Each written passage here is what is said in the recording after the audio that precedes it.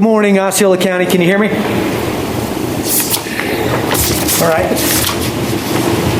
Thanks. And was it Mr. Rosado? Is that correct? Rosario. Good morning again.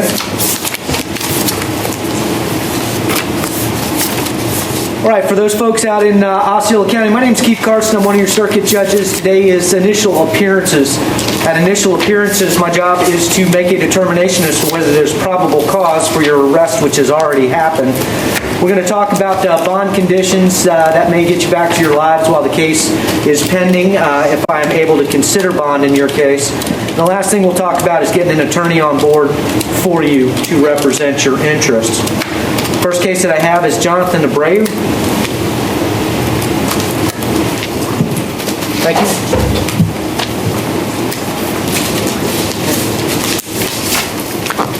Good morning, sir. All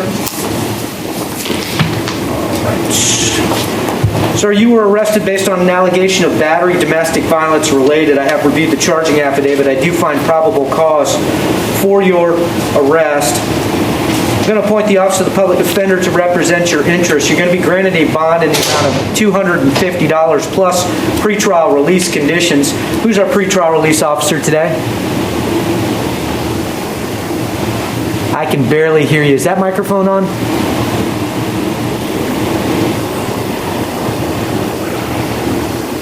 Good morning, Ms. Hill. Yeah, just a little bit, Officer Hill. Thank you. Officer Hill, has there been any contact with the victim?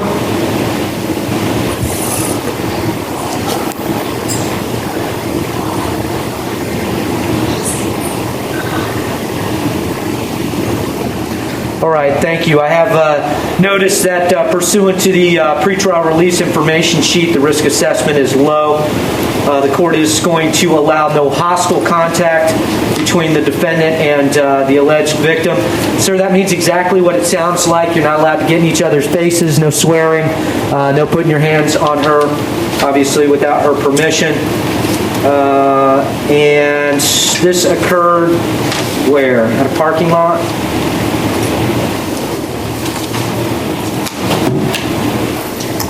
All right. You guys are to maintain separate residences. Thank you, Mr. Brave. Limaris Crespo Green. Thank you.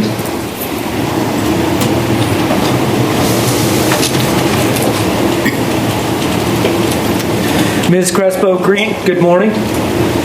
Ma'am, you were arrested based on an allegation of battery, domestic violence. I read the charging affidavit. I do find probable cause for that arrest. You're going to be granted a bond in the amount of $250 plus pretrial release conditions. Those conditions being you have no contact with the victim and you not return to the location where this is alleged to have occurred. Looked like that was... I've just got an area. Do you... I'm going to appoint the Office of the Public Defender. Mr. Rosario, do you want to ask if they cohabitate? Do you want to ask Ms. Crespo Green if she and the victim live together?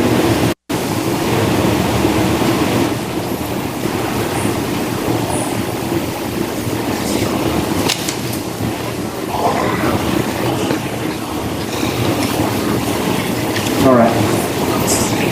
Yes. All right, you may not return to the scene and you may not live together. I will allow contact through a third party to exchange the children. So you want to maintain separate residence as well? Please. Okay. And contact through third party for exchange of children. All right, that'll conclude our hearing. Thanks. Clara Escobedo Salazar. Your Honor. Thank you. I was going to say, skip that person because his victim was downstairs. I'm having a difficult I was going to say, skip that person because his victim was downstairs. All right, thank you. We have a potential witness on Escobedo Salazar, so we're going to come back to her. Thanks. Angelique Hasley. Thank you.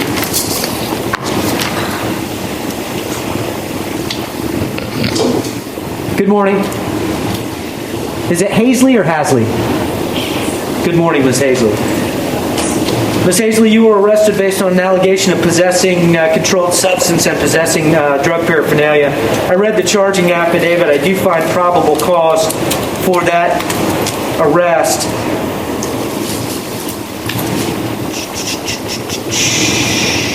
Court's going to grant bond in count 1 the amount of $1,000, as to count 2 in the amount of $500. I'm going to take no action on the Orange County case. And I'll appoint the Office of the Public Defender to represent your interest. Yeah, this one.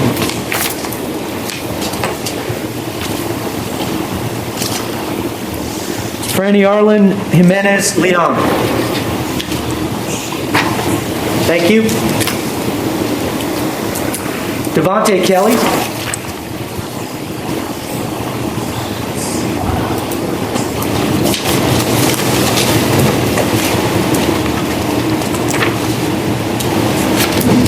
Morning, Mr. Kelly. Mr. Kelly, you were arrested based on an allegation of possessions of weapons or firearms by a convicted felon.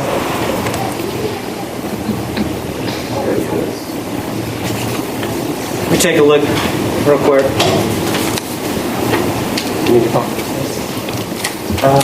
Just me.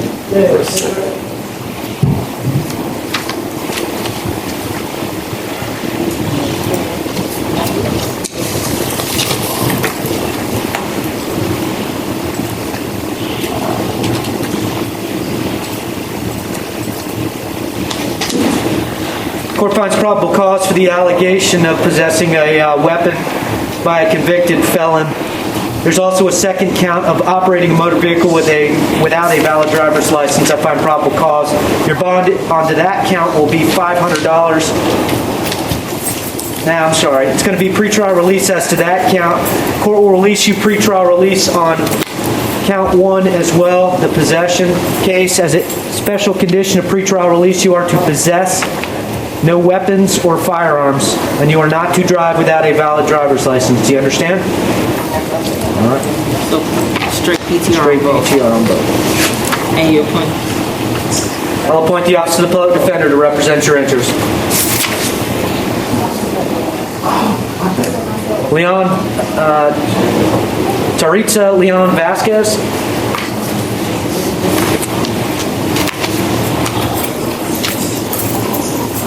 Thank you. Raul Navarro.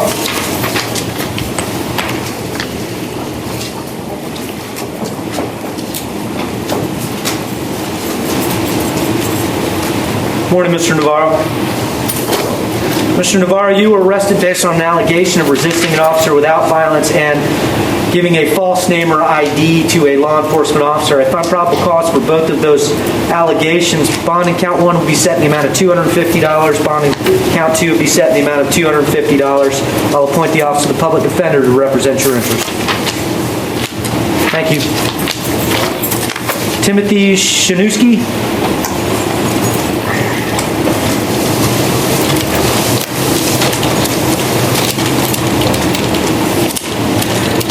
Good morning, Mr. Shanuski. Mr. Shanuski, you were arrested based on an allegation of DUI. I find probable cause for that arrest. Your bond is set in the amount of $500. I'll appoint the Office of the Public Defender to represent your interests. Thanks.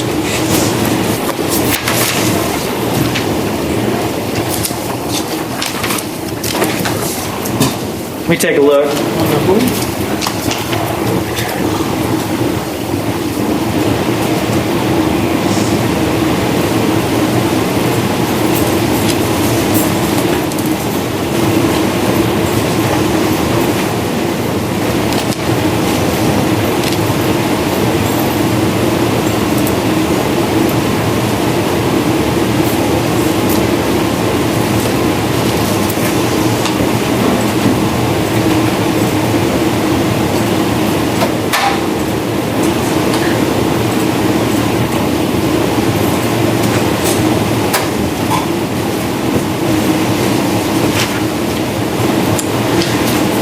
All right, unfortunately, Mr. Shanuski, you were out.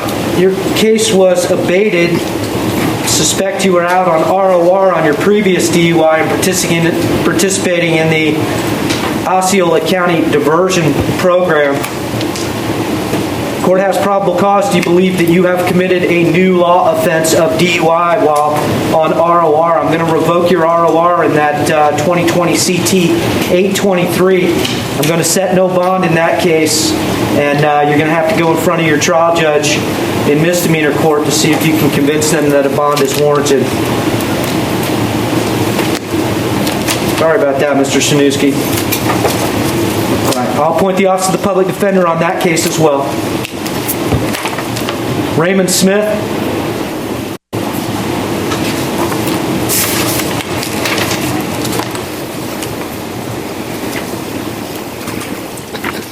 Morning, Mr. Smith. Mr. Smith, you were arrested based on an allegation of violation of a domestic injunction. I've read the charging affidavit. I do find probable cause for that allegation. You're going to be set a bond in the amount of $250 plus pretrial release conditions.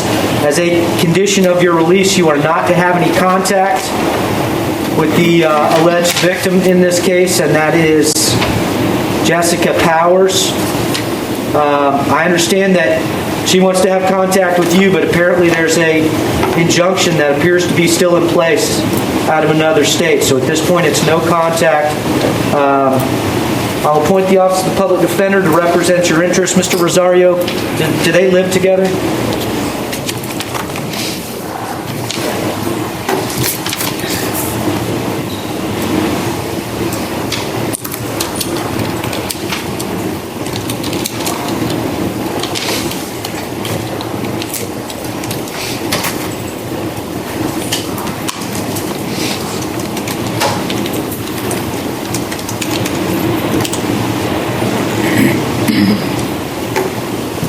Law enforcement, pursuant to the charging affidavit, indicates that it's still in effect until May 8, 2021. So I can't grant contact. I know that's going to put some difficulty into getting home, but the order's going to be no contact at this point, so that gets sorted out.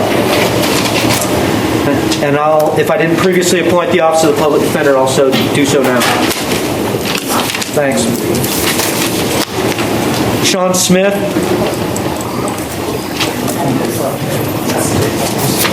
All right, thanks. You just said no contact. All right, thank you. Give me just a moment. Did you say no return or just no contact? No contact. Let's see here.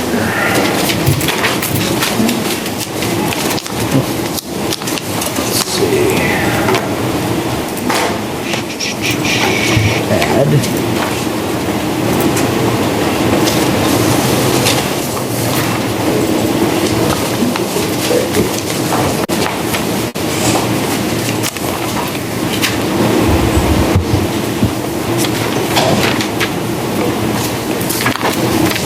Good morning, Madam Interpreter. Do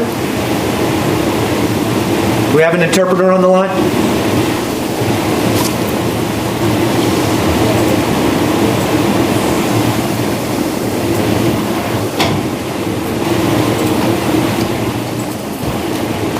Good morning, Your Honor. Good morning. For the record, Jose Centra, certified Spanish interpreter, have not been sworn in yet. Good morning, Mr. Sancher. We'll swear you in at this time. Do you swear to translate from Spanish to English, English to Spanish, truthfully in these matters here today? Yes, I do. For the record, Jose Centra, certified Spanish interpreter. Mr. Sandro, we have Miss Escobedo Salazar. She's at the Osceola County Jail facility. We're also going to have a witness in just a moment. The case number...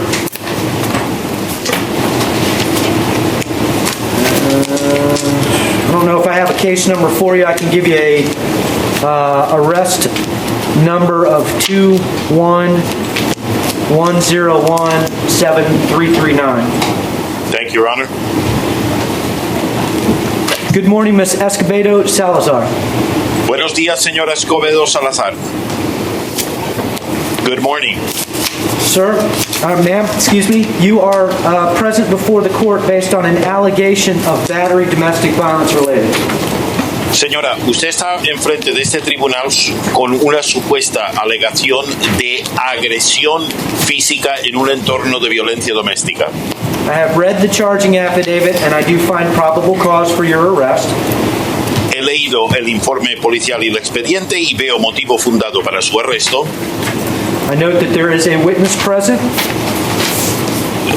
Tomo nota y que consta en acta que hay un testigo presente. Sir, if you will please raise your right hand and follow the court's instructions.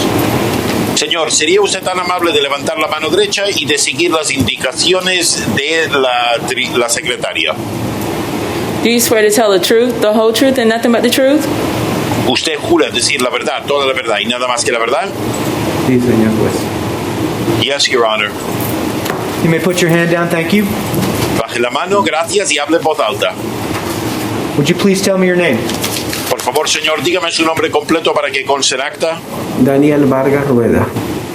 Daniel Vargas Rueda. Sí, señor. You are listed in the charging affidavit as the alleged victim in this case.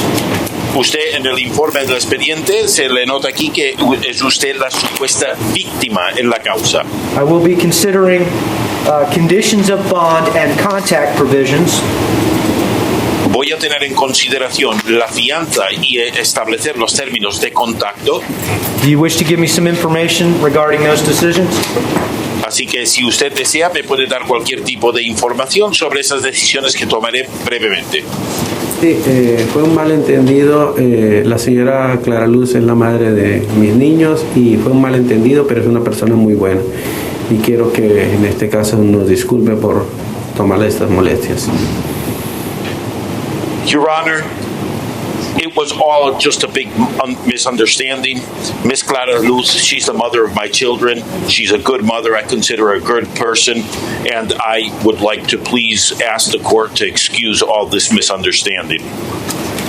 All right. If the court allowed Ms. Escobedo Salazar to come home, do you have any fear of future violence? Señor, si este tribunal permite que la señora Escobedo Salazar regrese a casa, ¿usted tiene algún temor? No, para nada. Es una persona muy buena. Tengo 10 años de conocerla. Es una persona muy buena. No, not at all, Your Honor. I've been known to her. We've had a relationship for the past 10 years. There's no fear at all. Have there been any instances of violence in the past? ¿Ha habido cualquier incidente de violencia doméstica en el pasado? No, realmente no. No, not really, no. Are there any minor children in the home? ¿Hay niños menores en la casa? Sí. Yes. How old are the children? ¿Qué edad tienen los niños? Tengo mi bebé que tiene 3 años y medio, 11, 12 y 16 años, la niña más grande. The smallest baby is 3 years and a half. Then there's an 11-year-old, a 12-year-old, and the eldest daughter, she is 16. Have there been any issues of violence with regards to the children in the past? ¿Ha habido cualquier incidente de violencia con respecto a los niños en el pasado? Solamente la niña de 11 años tuvo un problema con su antiguo papá. Le dieron la custodia a mi esposa porque su esposa le hizo daño a la niña, pero el resto todo normal, gracias a Dios. The only problem was with the 11-year-old that she had an issue with her old stepfather, so they gave the custody to my wife, but that's the only thing, not with us. Understood. Entendí. Gracias. And do you have access to a cell phone in case there were acts of violence in the future? Señor, ¿usted tiene acceso a un teléfono celular en caso de que hubiera algún incidente de violencia en un futuro? Sí, señor. Yes, yes, sir. Ms. Guadalupe, any questions for this witness? No, Your Honor. ¿Preguntas para este testigo? No, su señoría. Mr. Rosario, any questions for our witness? Señor Rosario, ¿alguna pregunta? Una pregunta, su señoría.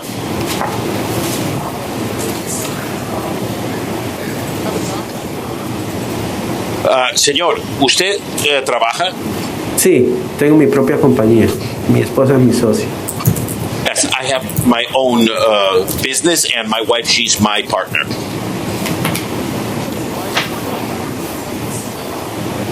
¿Su esposa trabaja con usted en esta empresa? Sí, es mi socia, sí. Yes, she is. She's my co-partner in the business. Thank you. No hay más preguntas, su señoría. Yes. Based on the sworn testimony of the alleged victim in this case and based on the court's review of the charging affidavit, the court will allow the parties to have contact. That contact will be non-hostile contact. Basándonos en la declaración del testigo, en el informe policial y el expediente, este tribunal declara que las partes podrán tener contacto. Ese contacto tiene que ser nada hostil. Non-hostile contact means exactly what it sounds like. You guys may not argue, and ma'am, you may not put your hands on your husband without his permission. Contacto sin hostilidades es exactamente lo que dice ser, sin hostilidades. Señora, ustedes no podrán discutir y usted, señora, no podrá poner sus manos por encima de su esposo. The court will allow the defendant to return to the family home. Este tribunal permitirá que la acusada regrese al hogar conyugal. That will conclude our hearing. Thank you. Con eso finalizamos esta vista. $250 plus pretrial release conditions as previously announced. Sí, señoría, no tenemos una fianza en esta causa, $250 más los términos que hemos expresado para su puesta en libertad con cargos. So appointed. Se designa el abogado público para defender. Thank you. Mil gracias, que Dios los bendiga. Many thanks and may God bless. Mr. Interpreter, thank you very much, sir. My pleasure, Your Honor. Thank you, and thank you to staff. Yes, sir.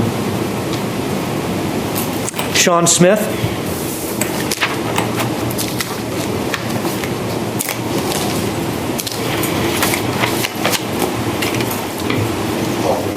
Good morning, Mr. Smith. Mr. Smith, you were arrested based on an allegation of criminal mischief of $1,000 or more. I have reviewed the charging affidavit. I do find probable cause for that arrest. I'm going to lower your bond to $500, and I will appoint the Office of the Public Defender to represent your interest. Yes, sir.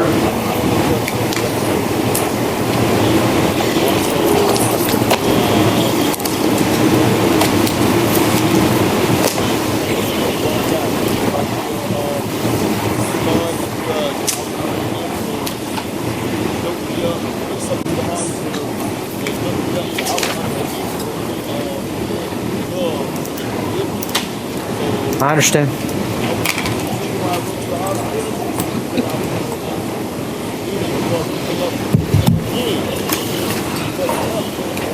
Yes, sir.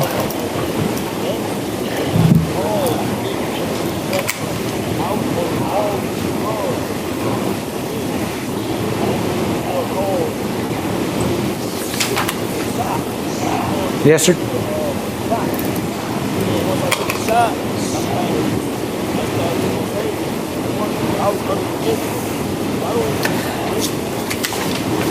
Mr. Smith, that sounds like a reasonable. I listened to you. Now you need to listen to me. Sounds like a reasonable defense that you may have in your case. Today, my role is to just take a look at the charging affidavit to find whether there's probable cause and to grant you a bond. If you don't qualify for pretrial release, I've granted you a low bond based on the allegations, and I will keep the appointment of the public defender. You can fire them at any time, but you need to have a discussion with your trial judge as to whether you're going to represent yourself or not. And they'll keep an eye on you, make sure you don't sit in jail for a while. Okay? So you got a bond. It's $500.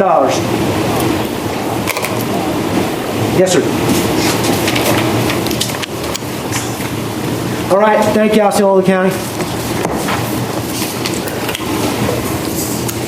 We have two private counsel. Good morning. I think we've advanced y'all's cases. Judge, I have Natalie Treats. All right. Good morning, Mr. Zimiaski. Good morning, Your Honor. Sunday. Thank you.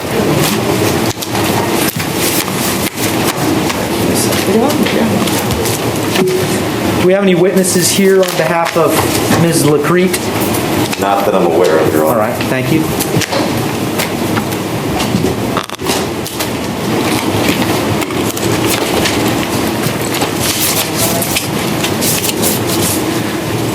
Good morning, Ms. LaCrete. Ms. LaCrete, you were arrested based on an allegation of 825.102 subsection 3 subsection C. Does the defense waive a reading of Yes, Your the Honor. charges? A waiver of reading, Ms. LaCrete, indicates to me that you know what the charges are against you. Is that correct? All right, thank you. I do find probable cause for your charges. I have reviewed the conditions of release. You were arrested pursuant to a warrant. Judge Weiss granted a bond in the amount of $5,000. Mr. Simieski, do you wish to be heard? Yes, Your Honor. Judge, I have spoken to a number of family members in regards to Ms. LaCrete's case this morning. She does have children. They're teens, correct? Are they 19 and 23, Judge. I spoke to them regarding the bond. They don't have the present ability. At the time of her arrest, Ms. LaCrete was unemployed for 12 months. And this has been an ongoing investigation that we've dealt with for quite some time with OPD. Many of her financial assets were actually taken by OPD. So she's truthfully without the necessary funds to post bond. In reviewing the first appearance information sheet, I do see that she would qualify for pretrial release.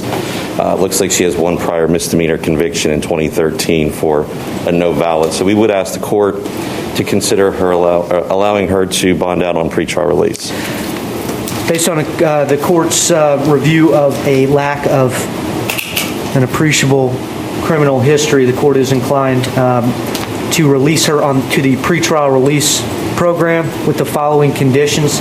She's to have no contact whatsoever with the alleged victim in this case. Is there an issue with housing? Are they?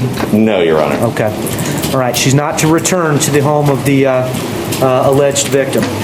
So, Judge, she was a home health nurse. He was being cared for in her home, so he's no longer there. So I would assume she'd be allowed to return to her home. He's no longer there. That's okay. Yeah. So I will strike the not allowed to return to the home. And then no contact with victim and victim's family? I think that was on the... Yeah. Well, no, it's just going to be the victim. Just the victim only? Right. I'm sorry, Your Honor, I was unable to hear what the clerk, it's just the no contact, correct? That's correct. Thank you, Judge. All right, and Judge Weiss has previously found probable cause for the allegation. Yes, Your Honor. All right, thank you. Thank you, Judge.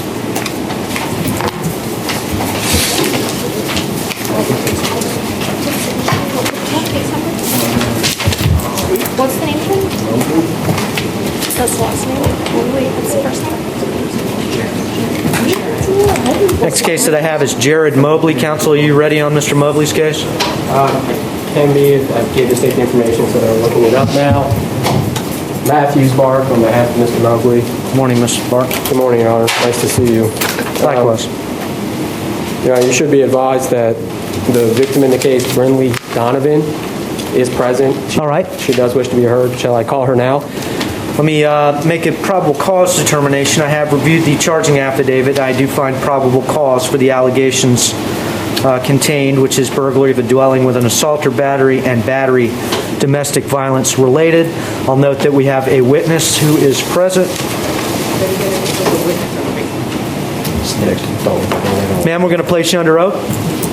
Raise your right hand, please. Do you swear to tell the truth, the whole truth, and nothing but the truth? I do. Ma'am, can you tell me your name, please? Brinley Donovan.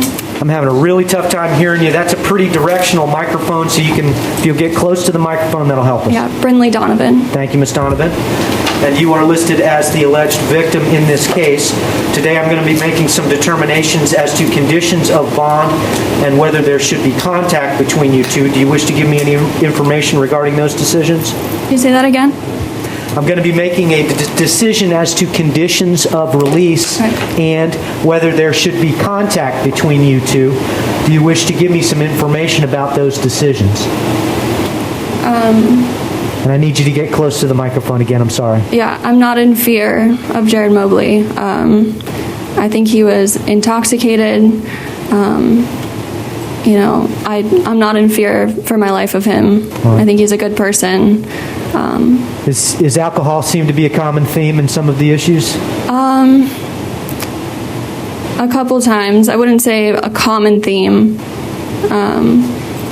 But I would say it's a direct result of being intoxicated. Understood. If he was, do you guys live together? No.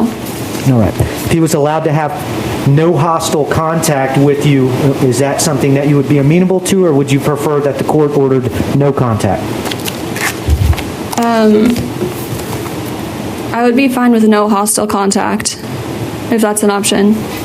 All right. Has there been any issues of violence in the past? No. Not serious. Do you share children in common? No. Any children in your home? No. Do you have a cell phone with which you could contact law enforcement if there was an issue in the future? Yes. Thank you. Ms. Guadalupe, any questions for the witness? No, Your Honor. And Ms. Taylor? I'm sorry, Mr. Park? Ms. Donovan, would you like Mr. Mobley released today? Yes. That's all the questions I have. Right.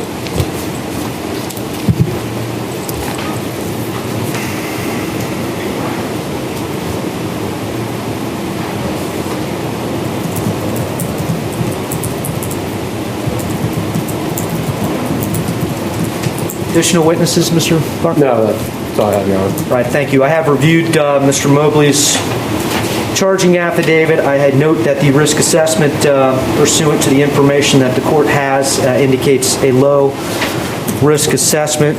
I believe that he does not qualify for the pretrial release program. However, the court would be amenable to granting bonds in this case.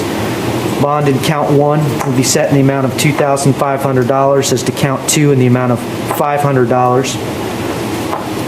Mr. Mobley is to have no hostile contact with the alleged victim in the case. No hostile contact means exactly what it sounds like, Mr. Mobley. No yelling, swearing, getting in anybody's face, no putting your hands on anyone without their permission. Do you understand?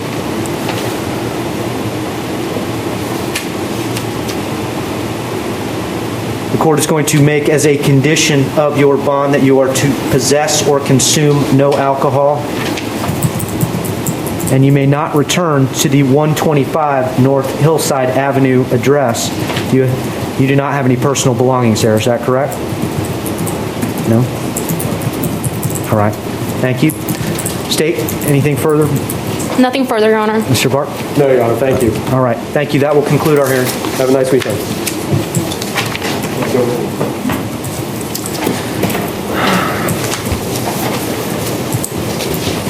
Interpret the cases now.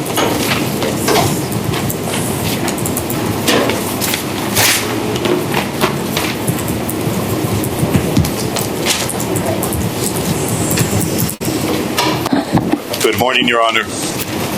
Good morning. Good morning again, Mr. Interpreter. For the record, Jose Zedra, certified Spanish interpreter, previously sworn in. Thank you. We have Ms. Gutierrez Arias at the podium, and the case number, I have a booking number of 210-04320. Sí, la escucho. Your Honor, we have a connection, but with a lot of echo. Okay, we're going to try and shift our microphones around a little bit to assist you. Did that improve matters? Yes, we could hear perfect now. Thank you, Your Honor. Of course. Ma'am, you were arrested based on an allegation of battery domestic violence in 2021 MM 1251.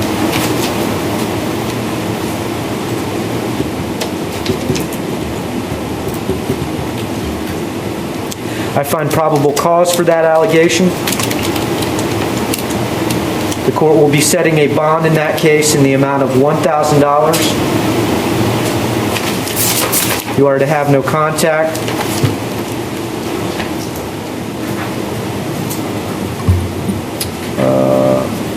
with the victim in this case. And that apparently is Casey Jackson.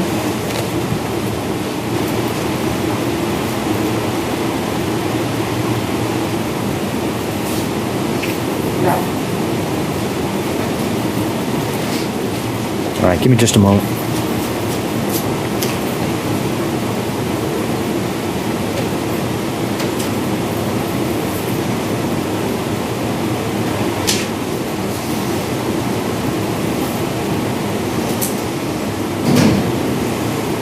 Yeah, that would be the victim. Alleged victim is Casey Jackson.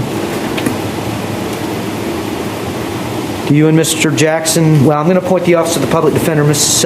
Taylor, do you want to ask your client whether they cohabitate? My Spanish isn't very good, Your Honor. Yes. We've been living together for 2 months. All right, whose apartment is it? ¿De quién es el apartamento? He rents it out. All right. You're not going to be able to return to 1863 South Cimarron Boulevard, Apartment B. Do you have personal belongings in that apartment? Sí, señor, tengo muchas cosas. Yes, Your Honor, I have many things in there. You'll be allowed to return one time with law enforcement to get some personal belongings while this gets sorted out.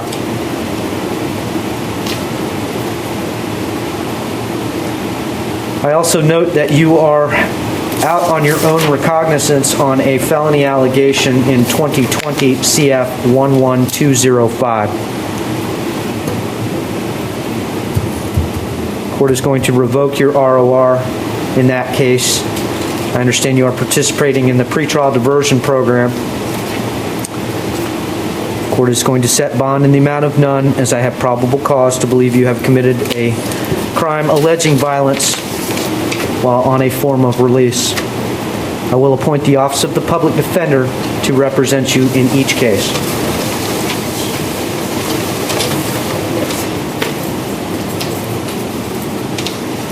I will conclude our hearing. Thank you. May I say something? Quiero decirle al señor juez que yo le levanté una lata que yo tenía en mi mano con líquido en su cabeza, pero él me pegó primero un puño y tengo un hematoma en mi cabeza en este momento, que lo puedo mostrar. I would like to say to Your Honor that I did lift a can that I was holding in my hand. It only had liquid in it, but he did punch me in the head first, and I have a big bruise. I have a bulge here in my head that I could show to the court if you wish. Ma'am, that may be a defense to the allegations, and I understand that you want to give me some information today. I am just making a probable cause determination today. That will be a discussion for your trial court and your attorney. They also can petition for a reconsideration of bond on the case that I have revoked your bond on. For purposes of today, that will conclude our hearing. Thank you.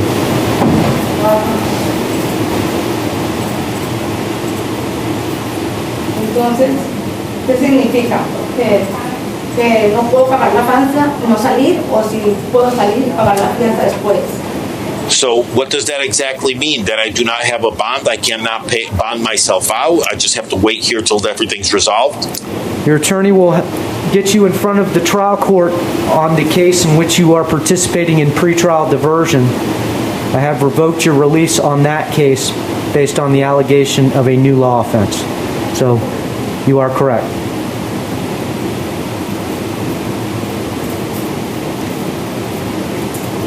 ¿Qué significa? So what does that mean? Your attorney will be out to explain your situation and discuss your options with you. Sí, yo tengo otra corte el miércoles.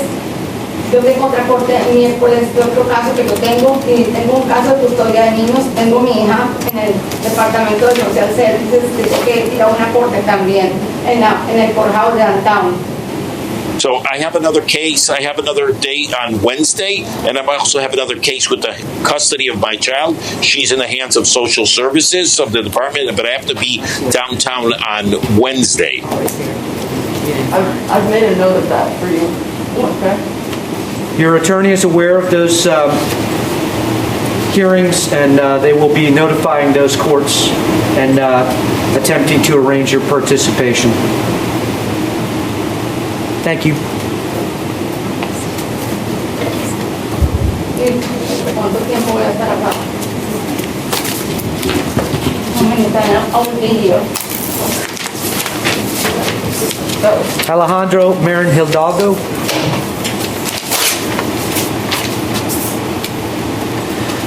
Mr. Interpreter, this is 2021 MM1252.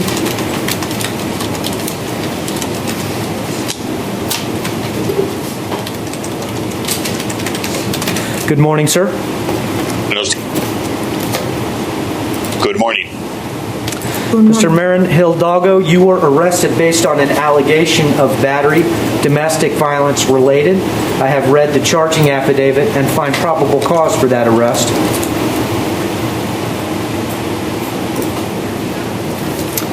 I'll note for the record we have a witness that is present. Good morning, ma'am. Good morning. Do you need the assistance of an interpreter, ma'am? Señora, ¿usted necesita la asistencia de un intérprete en español? Thank you. Please follow the clerk's directions. Raise your right hand, please. Levante la mano derecha. Do you swear to tell the truth, the whole truth, and nothing but the truth? ¿Usted jura decir la verdad, toda la verdad y nada más que la verdad? Sí, lo juro. Yes, I do. You may put your hand down. Thank you. Baje la mano. I will be considering conditions of release and whether contact is appropriate between you and Mr. Marin Hidalgo. Señora, este tribunal le escuchará y con eso considerará las condiciones de puesta en libertad y los términos con respecto al señor Marín Hidalgo. Do you wish to give me some information in making those decisions? ¿Usted desea hacer una declaración para que yo pueda tomar esa decisión, señora? Yo no quiero presentar cargos, solo tuvimos un problema por falta de comunicación y ya. I do not want to press charges. We just had a small issue due to bad communication.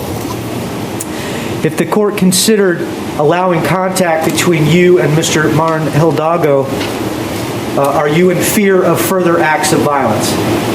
Si este tribunal toma en cuenta la puesta en libertad del señor Marín Hidalgo, ¿usted teme por su seguridad con él? No. No. Are there any minor children in the home? ¿Hay hijos menores en la casa? Mis hijos son mayores. My children, they're of elder age. Have there ever been any issues of violence with the children? ¿Alguna vez ha habido incidentes de violencia con los niños en el pasado? No. No. Have there ever been issues of violence between you and Mr. Marin Hidalgo in the past? ¿Alguna vez ha habido incidentes de violencia entre usted y el señor Marín Hidalgo en el pasado? No. No. Do you have a phone or cell phone or a way to communicate with law enforcement if there were acts of violence in the future? ¿Usted tiene un teléfono o un teléfono celular para poder comunicar con las autoridades en caso de que hubiese cualquier incidente de violencia con el señor Marín Hidalgo? Sí. Yes. Ms. Guadalupe, do you have any additional questions for the witness? No, Your Honor. Thank you. Ms. Taylor, any questions for the witness? No, Your Honor. Thank you. Thank you, ma'am. Gracias, señora. No hay más preguntas para el testigo. Based on a review of the charging affidavit as well as the information sheet provided to the court is going to order that he be released, Mr. Marin Hidalgo be released on pretrial release.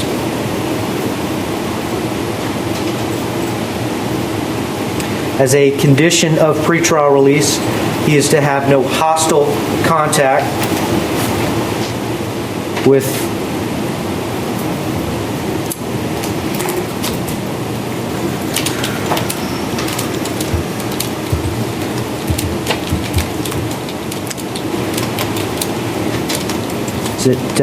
Jetty Carolina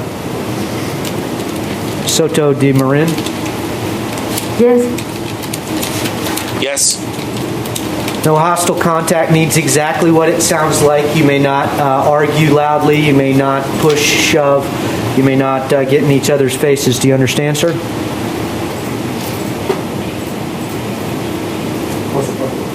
Of course. Thank you. I will allow you to return to the family home, sir. And the Office of the Public Defender is appointed to represent your interests. That will conclude our hearing. Thank you very much. Thank you. Good luck.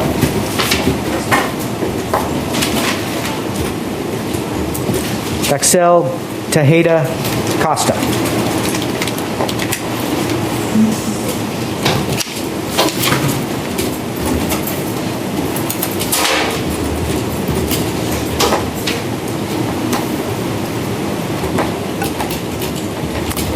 Good morning, sir. Are you Mr. Tejeda Acosta? Yes.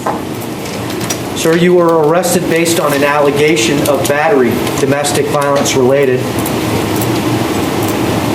I have reviewed the charging affidavit, and I do find probable cause for your arrest.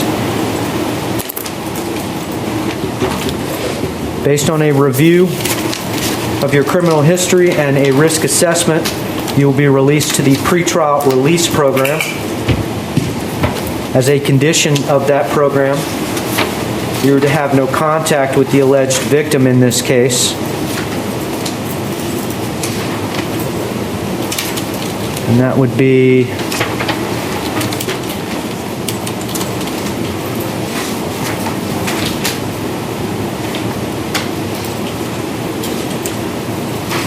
Dr. Tejeda.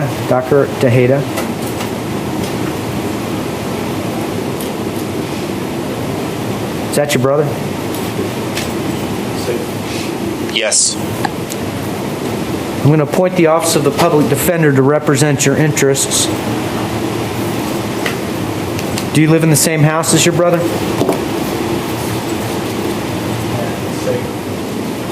Yes. For the time being, you're not going to be allowed to return to that house at 1813 Grand Point. I will allow you to return one time with law enforcement to get some personal belongings until this case gets sorted out. Do you have other family members you can live with? Yes. That will conclude our hearing today.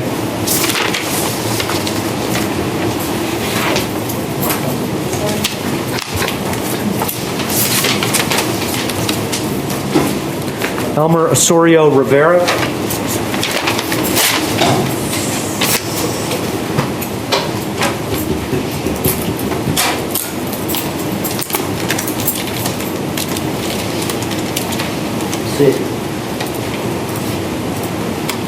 Mr. Interpreter, I'm sorry I didn't give you the case number on the last case. The last case, the case number was 2021 MM1250. This case is 2021 CF2148. Thank you, Your Honor. Are you Mr. Osorio Rivera? Yes, that is correct. Mr. Osorio Rivera, You were arrested based on allegations of falsely impersonating an officer, performing as a security officer without a license, and open carrying of weapons or firearms. I have read the charging affidavit. The court does not find probable cause for the initial charge of falsely impersonating a law enforcement officer.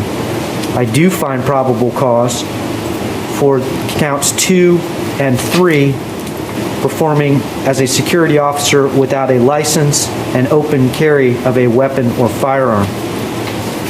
As to count 1, you will be released on your own recognizance. As to count 2, your bond will be set in the amount of $500.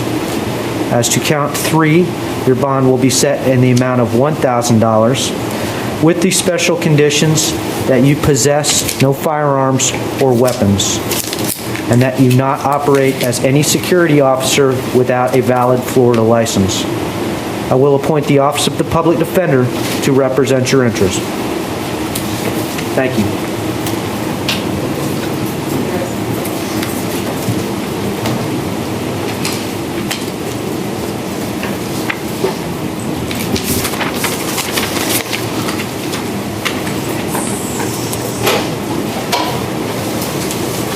Eddie Perez.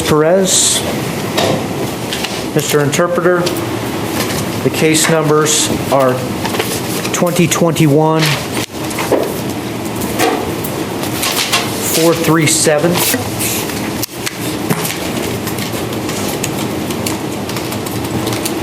I'm sorry, it's 2021 CT 145 and 2021 CT 146.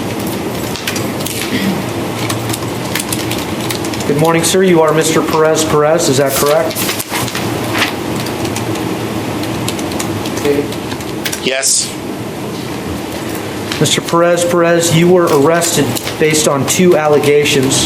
The first being driving with no valid driver's license, and the second being DUI with an unlawful blood alcohol level of 0.15 or higher. I have reviewed the charging affidavits in your case. I do find probable cause for each allegation. Your bond as to the no valid driver's license will be $500. Your bond as to the DUI will be $500. And I will appoint the Office of the Public Defender to represent your interests. Thank you.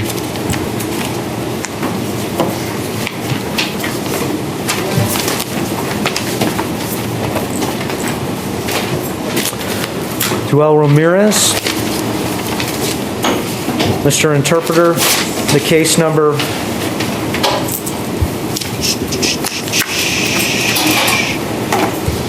is a warrant case.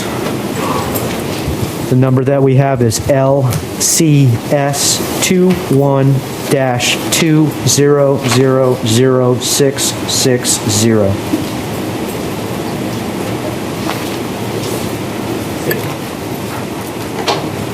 Are you Mr. Ramirez? Yes. Mr. Ramirez, you are arrested based on an out-of-county warrant from Levy County. In that county, Judge Bullard issued a warrant for your arrest. Bond has been set in the amount of $200,000. Thank you, sir.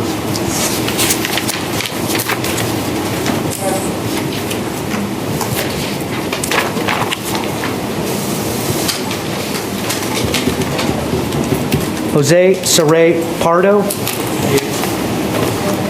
Mr. Interpreter, the case number is 2021 CF 2133.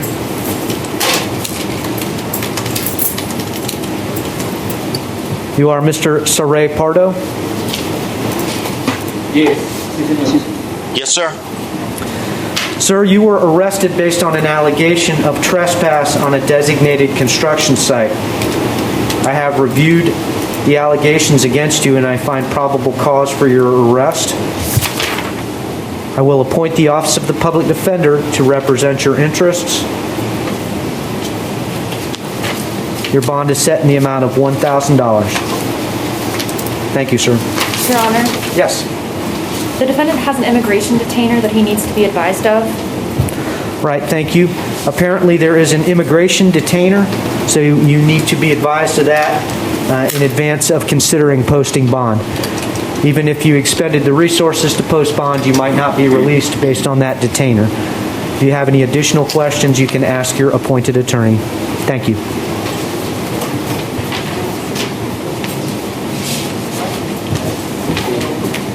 Okay. Thank you, officer. Thank you so much.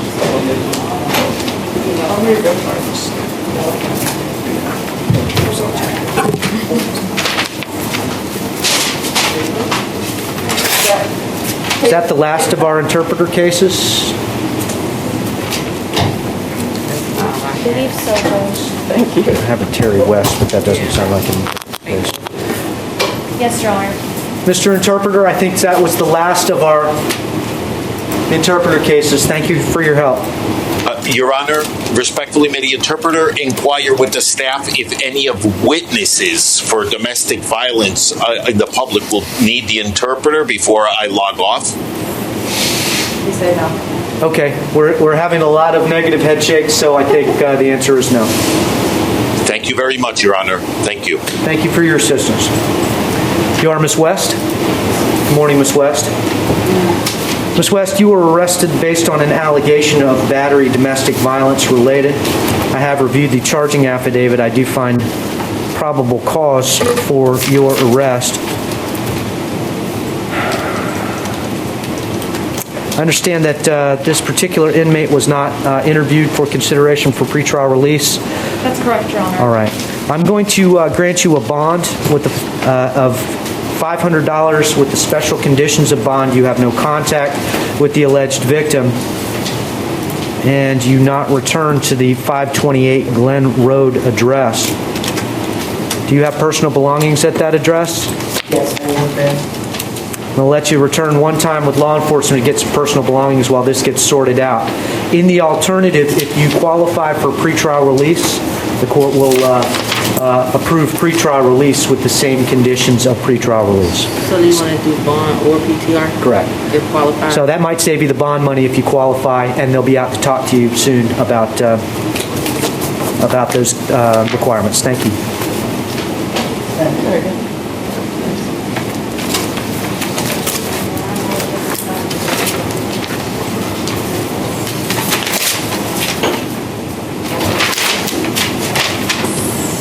Good morning, Ms. Evans. Good morning. Ms. Evans, you were arrested based on an allegation of possession of methadone. I have reviewed the charging affidavit. I do find probable cause for that allegation. I'm going to appoint the Office of the Public Defender to represent you. In that case, you'll be granted a bond in the amount of $500 as to that case. Unfortunately, you're also out on bond in 2020 CF 15225.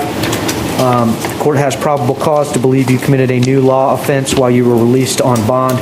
On that case, I'm going to revoke your bond. In that case, your bond's going to be set at none for the time being until you can get in front of your trial judge. You may petition that judge for a change or a reinstatement of bond. I'll appoint the Office of the Public Defender on that case as well if they weren't previously appointed. Thank you. Thank you. Jamar Witter? Mr. Witter was a refusal. Okay.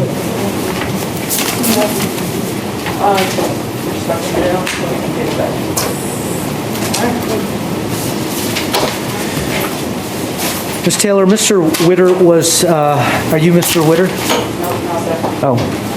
Mr. Witter was a refusal. I was inclined to appoint the Office of the Public Defender on 2021 CF 2139, 2021 MM 137, 2021 MM 1259. Do you wish to waive his appearance, or would you like him to be recalled?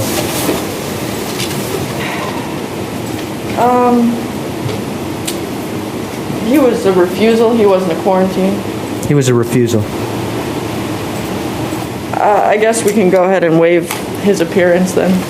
All right. Court will accept a waiver of his appearance on 2021 CF 2139, 2021 MM 137, and 2021 MM 1259. He's not going anywhere. He's got a no bond failure to appear warrant in 2021 MM 137, and that was out of Division 50.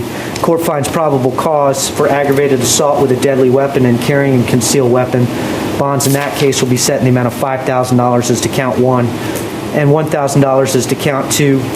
He is to have no contact with the alleged victim in that case and possess no weapons or firearms. As to 2021 MM 1259, he'll be granted a bond in the amount of $500. He's to have no contact with the alleged victim in that case. What was the last one? $5,000, $1,000 is to the felony case. In the last case, it was $500. No contact. All right, thank you. And the injunction case, there is no bonded, they also have a condition of well within 500 feet of the address. Yes, please. All right, the next case that I have is Mr. Butler. Are you Mr. Butler? Good morning, Mr. Butler. All right, Mr. Butler, you were arrested based on an allegation of kidnapping and battery domestic violence. I have reviewed the charging affidavit. I do find probable cause for the allegations pursuant to a reading of the facts in the affidavit. Count 1 is a punishable by life offense. You're going to remain on no bond on that case. Count 2 is battery domestic violence. I will grant you a $1,000 bond with the conditions that you have no contact with the victim and not return to the location where this occurred. I'm going to appoint the Office of the Public Defender to represent your interests. They can get you in front of the trial judge and see whether a bond is appropriate as to count 1 or not after an evidentiary hearing. Thanks.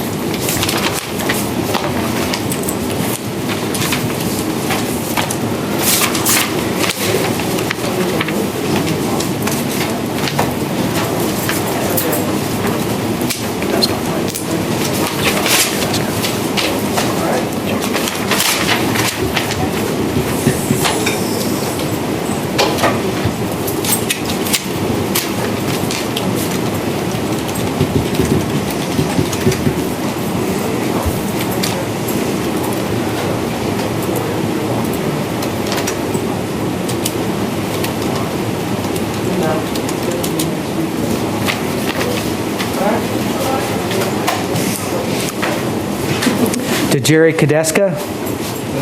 You, Mr. Kadeska, good morning. Good morning. Mr. Kadeska, you were arrested based on an allegation of false imprisonment and battery domestic violence.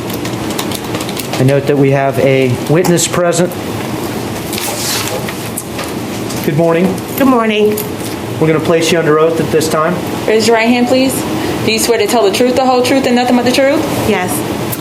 Ma'am, I'm going to be making some decisions as to conditions of bond and whether contact between you two is appropriate. Can you tell me your name, please? My name is Patricia Kadeska. All right. And you are...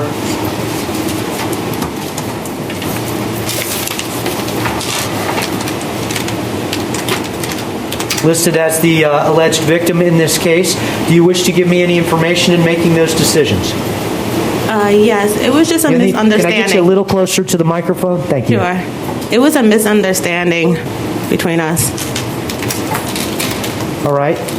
Thank you. Have there been instances of violence in the past?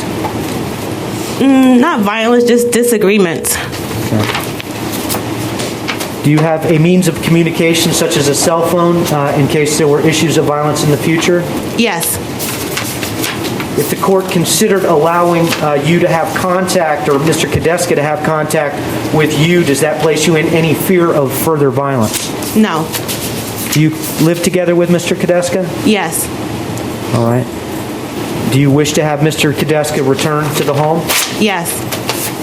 Are there any minor children in the home? Yes, sir. Okay. How old are the children? 13, 14, and 8. Have there ever been instances of violence with Mr. Kadeska and the children? No. Any fear for the children's safety if he is allowed to return to the home? No. Luke, do you have any questions for the witness? No questions, Your Honor. Ms. Taylor, any additional questions? Just briefly, Your Honor. Ma'am, do you wish to have contact if it's no hostile contact? Correct. Okay. Nothing further, Your Honor. And I just have one brief argument as to probable cause. I was going to find no PC as to false imprisonment. Okay, great. Thank you. I've reviewed the charging affidavit. I think the probable cause is insufficient for a charge of false imprisonment. I do find probable cause for the allegation of battery, domestic violence. Court's going to grant a bond in the amount of $500 plus the following conditions. Sir, you have no hostile contact with your wife. That means exactly what it sounds like. Not to get into an argument, not to get into a screaming match, cannot get into her face, may not put your hands on her without her permission. Do you understand? Yes, Your Honor. Court will allow you to return to the family home, and I will appoint the Office of the Public Defender to represent your interests. Thank you, sir. I ROR'd as to count one. On count one, and then count two. Okay. James Coleman is mental health. All right, thank you. Any witnesses here on the Coleman case? Seeing none.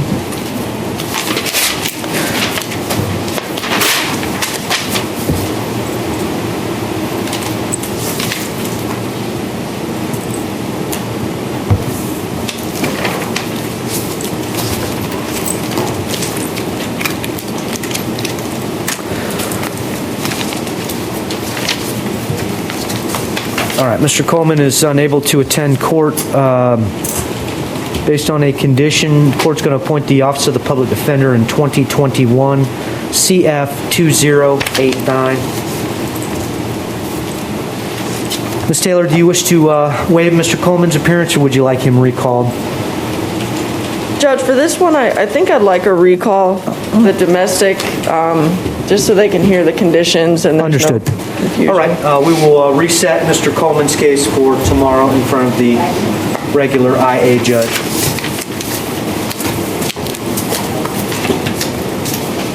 Jawan Bagley.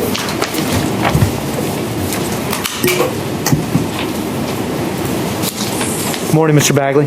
Morning.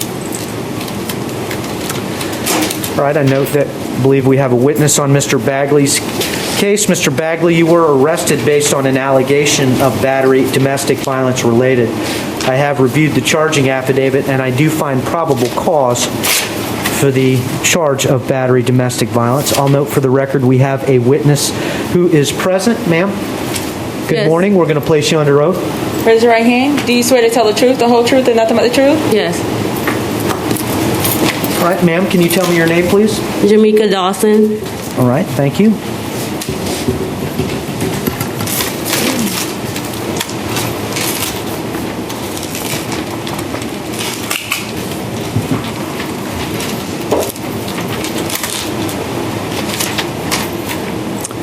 Ms. Dawson, you are listed as the alleged victim in the report. I'm going to be making some decisions as to conditions of bond and whether contact is appropriate between Mr. Bagley and yourself. Do you wish to give me any information in making those decisions? Yes. I just want to say he had been out at work all day from that morning until the time I picked him up. So he works a very stressful job, so therefore he was very stressed out at the time. I was upset. We had a disagreement. I mean, I don't wish to pursue charges. I do wish to still have contact with him. We live together. He has a child, which I have a relationship with, and I just want to see this case go away. I don't want to prosecute him in any way. Okay. Well, the Assistant State Attorney is present and has heard your wishes. That is beyond my ability today at this hearing, but I certainly do want to consider your thoughts on contact and conditions of bond. If Mr. Bagley were allowed to have non-hostile contact with you, are you worried of further acts of violence? Oh, I'm not worried about that. And if he was returned into the family home, are you worried of further acts of violence? I'm not worried at all. He's not a threat to me or my family. All right, thank you. Do you have a means of communication should a further act of violence occur?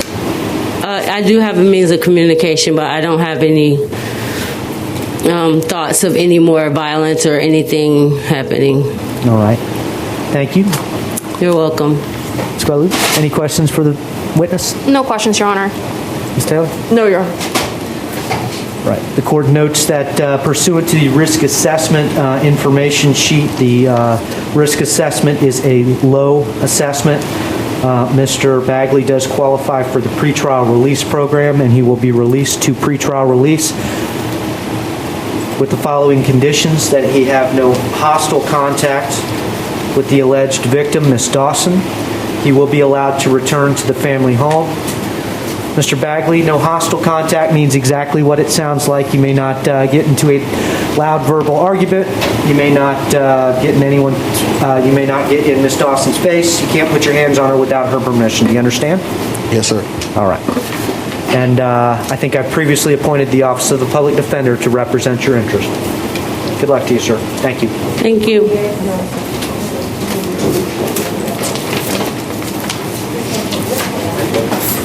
Emily Diaz.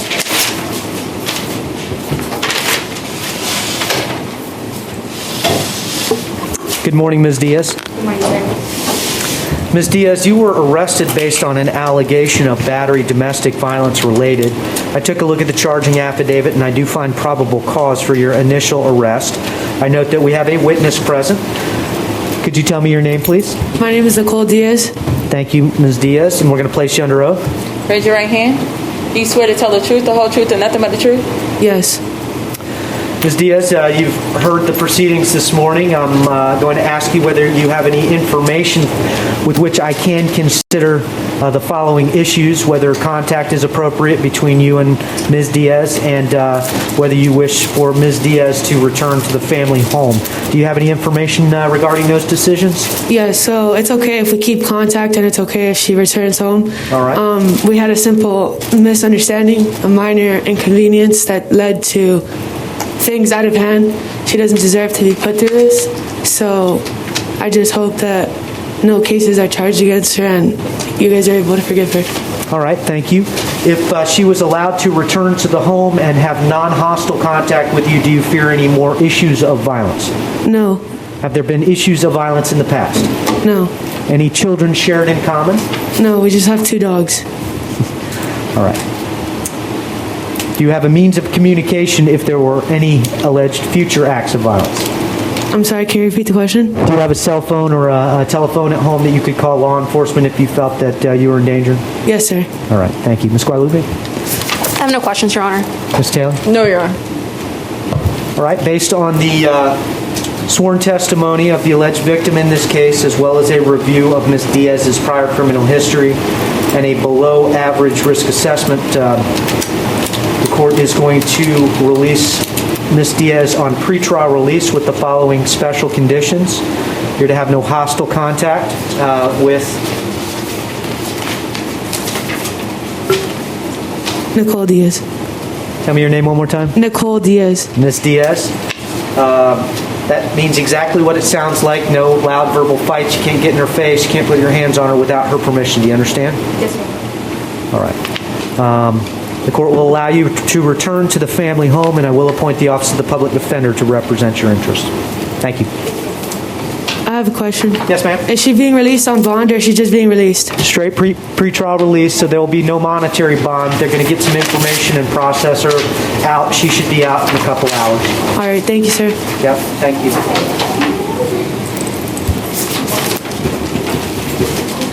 Nicole Jackson. Good morning. Good morning.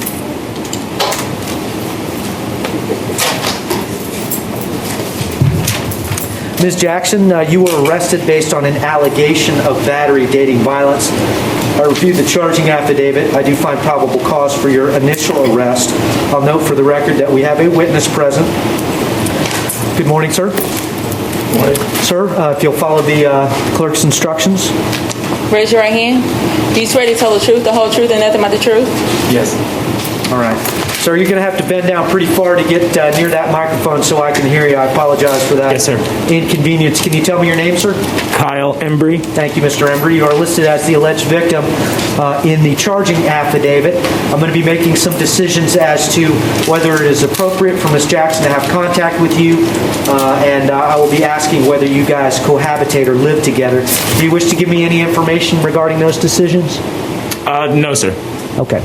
So you don't want to give me any information? Well, I mean, depending upon the question, I'm not. Everything's okay to me. I'm okay. Not pressing charges or pressing this any further. All right. I'm going to ask you some specific questions then. Yes, sir. Mr. Embry, if the court considered allowing Ms. Jackson to have no hostile contact with you, do you have any fears of future incidents of violence? I have no fear of any violence, and I am okay with contact. Have there been any instances of violence in the past? No, sir. Do you share any children in common? We have pets, if that counts. All right. So no children in the home? No, sir. Right. If she were, do you guys live together? Yes, sir. If she was allowed to return to the family home, do you have any concerns of violence? No, sir. Do you have a means of communication to call law enforcement if there was a concern of violence? Repeat the question. Do you have a means of communication to contact law enforcement if there was an act of violence? Yes, I could, but I don't need to. Thank you. Ms. Guadalupe, any questions? No questions, Your Honor. Ms. Taylor? No, Your Honor. Thank you for that information, sir. Based on a review of Ms. Jackson's criminal history, which is limited, and a risk assessment of low, she qualifies for the pretrial release program. You will be released to the pretrial release program with the following special conditions. You're to have no hostile contact with Mr. Embry. That means exactly what it sounds like. You may not get in his face. You may not have a loud verbal conflict. You may not put your hands on him without his permission. Do you understand? Yes. You will be allowed to return to the family home, and I will appoint the Office of the Public Defender to represent your interest. As I told the young lady before you, it takes about a couple hours to get the paperwork squared away, and you should be released. Okay. Thank you. Thank you. Thank you, sir. Thank you.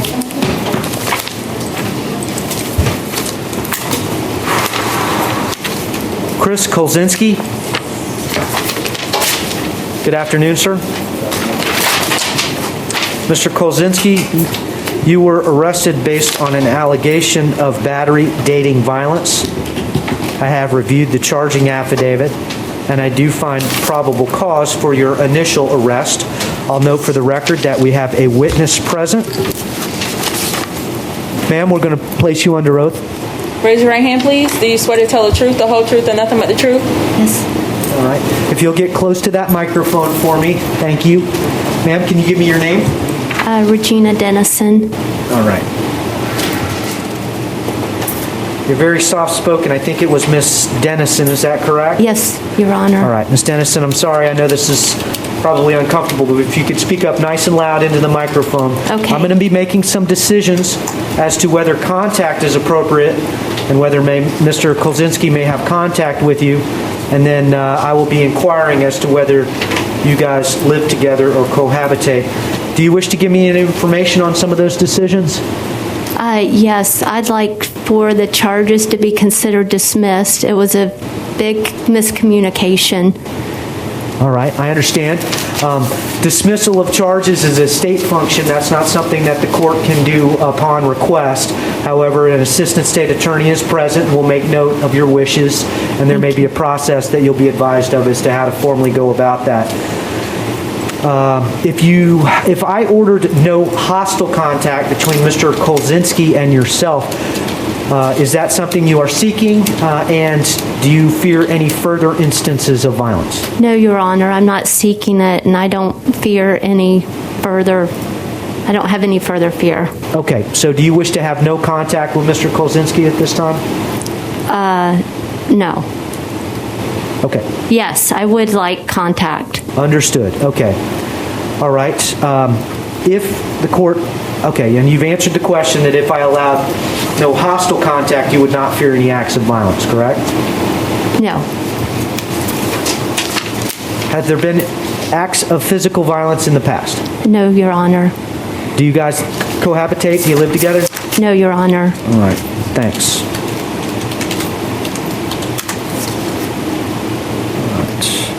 And there's no children in common, correct? No, Your Honor. Thank you. Do you have a means of communication that you could communicate with law enforcement if you feared further acts of violence? Yes. Thank you. Ms. Guadalupe, any questions? Ma'am, does he usually become aggressive when he consumes alcohol? No. No further questions. Thank you. Ms. Taylor, any questions? No, Your Honor.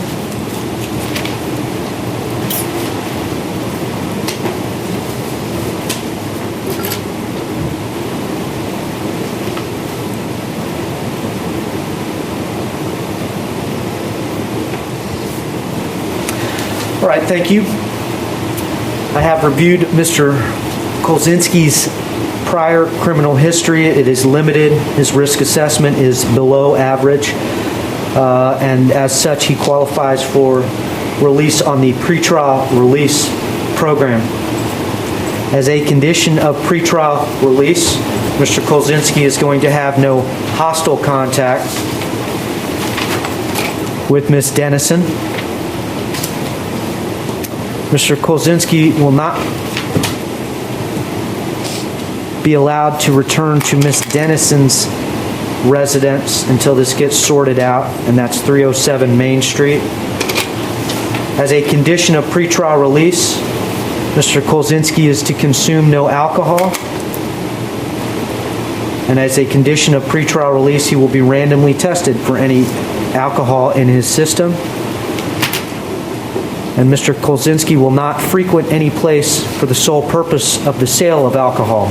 Restaurants are fine, but you can't be in the bar section. Do you understand, Mr. Kolzinski? Yes, sir. All right.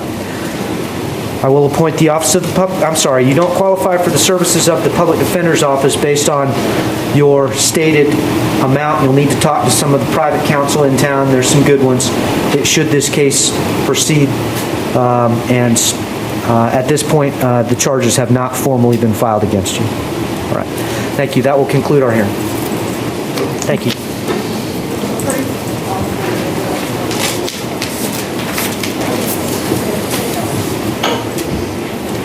Capri Miller.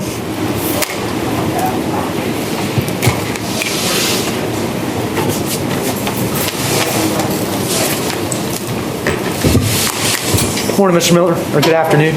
Morning, or afternoon. All right.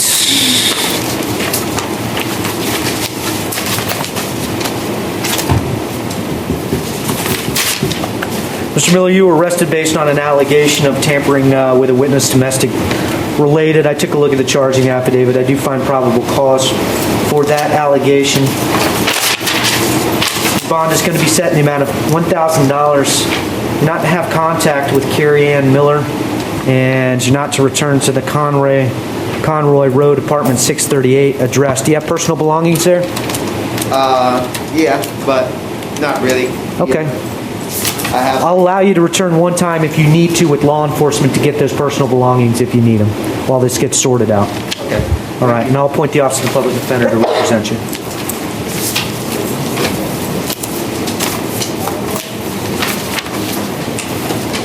That'll do it for you. Thanks. Have a good day. See you. You as well. Lawan Miller. Good afternoon, Mr. Miller. Good afternoon, sir. Mr. Miller, you were arrested based on an allegation of battery, dating, violence. I took a look at the charging affidavit. I do find probable cause for that allegation. You're going to qualify for a bond. That bond will be set in the amount of $1,500. As a condition of that bond, you're not to have any contact with the alleged victim in this case, and you are not to return to 4662 Kirkland. Do you have any personal belongings at that place? That is actually my address. She doesn't stay there. Let me take a quick look.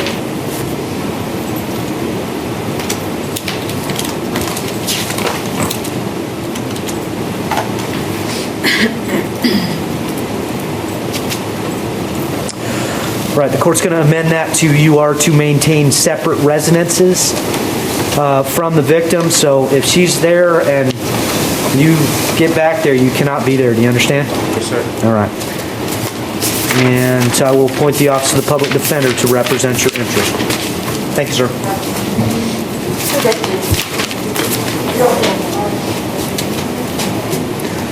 Kira Parks. Am I pronouncing that correctly, or is it Kyra? It's Kyra Parks. Good morning, Ms. Parks. Good morning. Ms. Parks, you were arrested based on an allegation of battery, dating, violence. I have taken a look at the charging affidavit, and I do find probable cause for that initial arrest. Based on a review of your lack of any criminal history, you qualify for pretrial release. I will release you on pretrial release with the following conditions. You're not to have any contact with the alleged victim in this case, and that would be George Smith.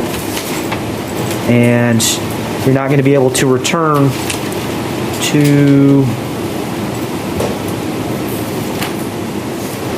the Sun Spring Circle number 33 address. Do you have personal belongings there? Yes. Okay. You can return one time with law enforcement to get some personal belongings while this case gets sorted out.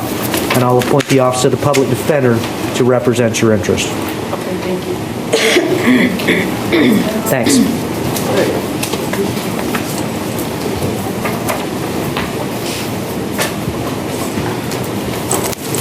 You, Mr. Aquino Castro? Yes, sir. Good morning, sir.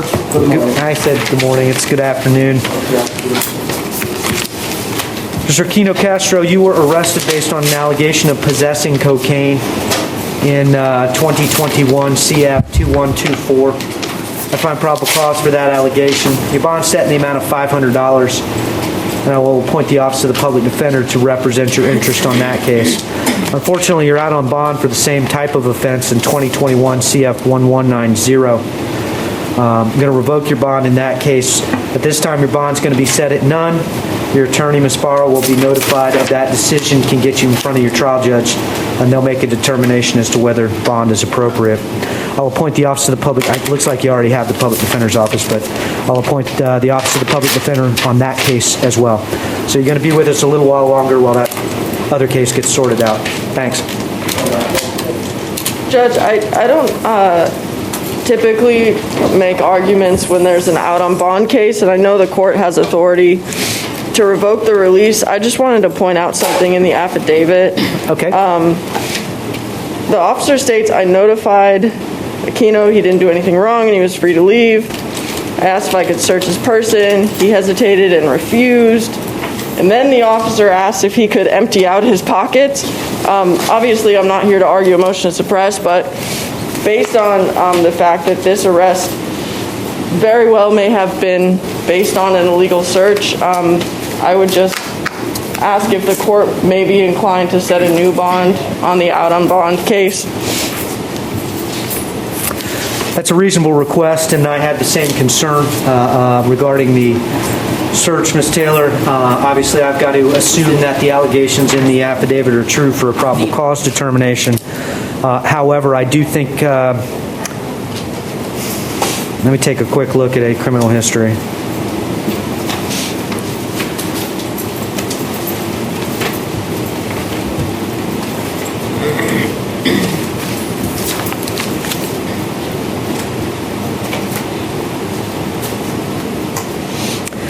I've got a last conviction date of April 12th, 2020. That was a drug-related offense. I've got him out on bond on a drug-related offense, and it remains to be seen whether it was a product of a lawful search, but it appears that there's probable cause to believe he possessed cocaine again. So at this point, I'm going to stick with the no bond finding, and he can make that pitch to his trial judge. Thank you, Your Honor. Thanks. I'll let your lawyer know you're here.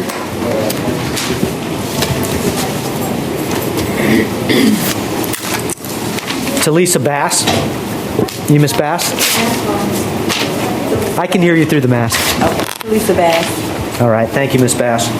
Miss Bass, you were arrested based on an allegation of violation of conditional release pursuant to a warrant. You have a bond on that case. The bond is set in the amount of $500, and I will appoint the Office of the Public Defender to represent you. Thanks.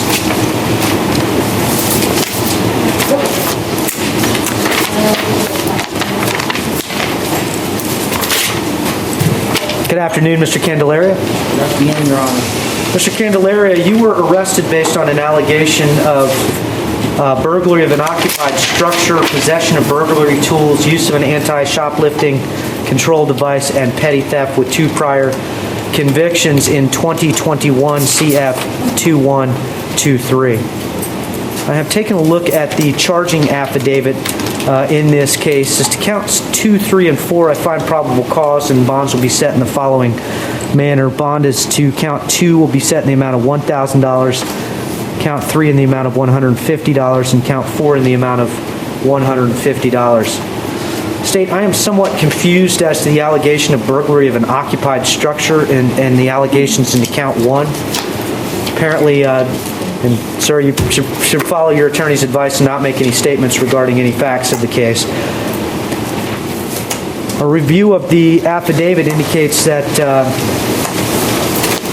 a manager came in the early, reviewed video from the early morning of February 16th. I can't tell whether the business was open or closed, whether it was occupied or non-occupied, and whether there was some trespass with the intent to commit a crime therein that would support the burglary allegation.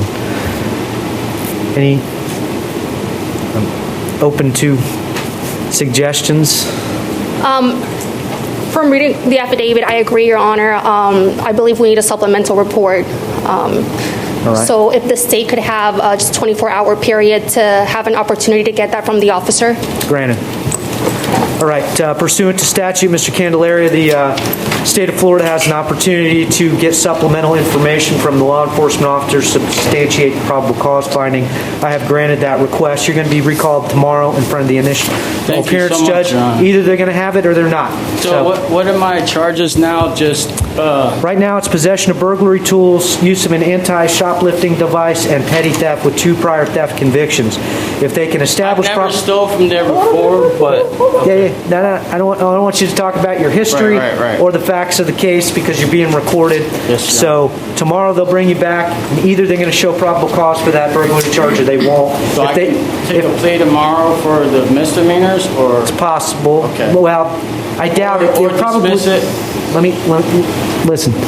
If they don't find probable cause tomorrow on the burglary allegation, the judge will issue an ROR, so you'll have the bonds on the other cases. If they do, it's likely that they'll consider you for a bond. So you'll be bondable tomorrow regardless. What about pleable on the misdemeanor?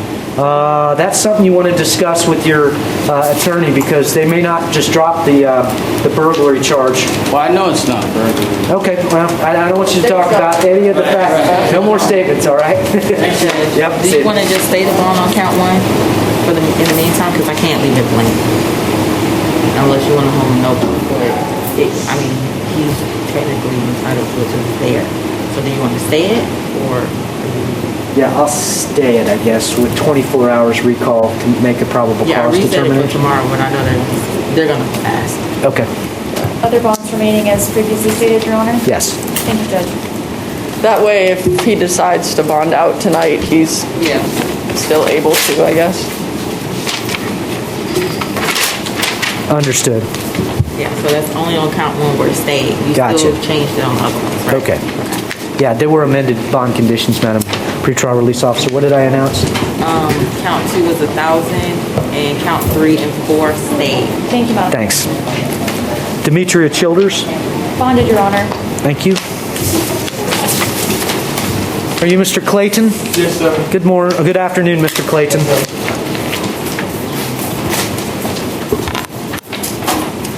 Mr. Clayton, you were arrested based on an allegation of possession of amphetamine in 2021 CF 2140. I have reviewed that charging affidavit. I do find probable cause for the arrest, and I will establish a bond in the amount of $1,000 as to that count and appoint the Office of the Public Defender. I note that you are on, looks like on bond on a felony allegation of petty theft with 2 prior theft convictions. That's out of April 18th of 2020. I'm going to take no action as to that case. Thank you. Thank you, Your Honor.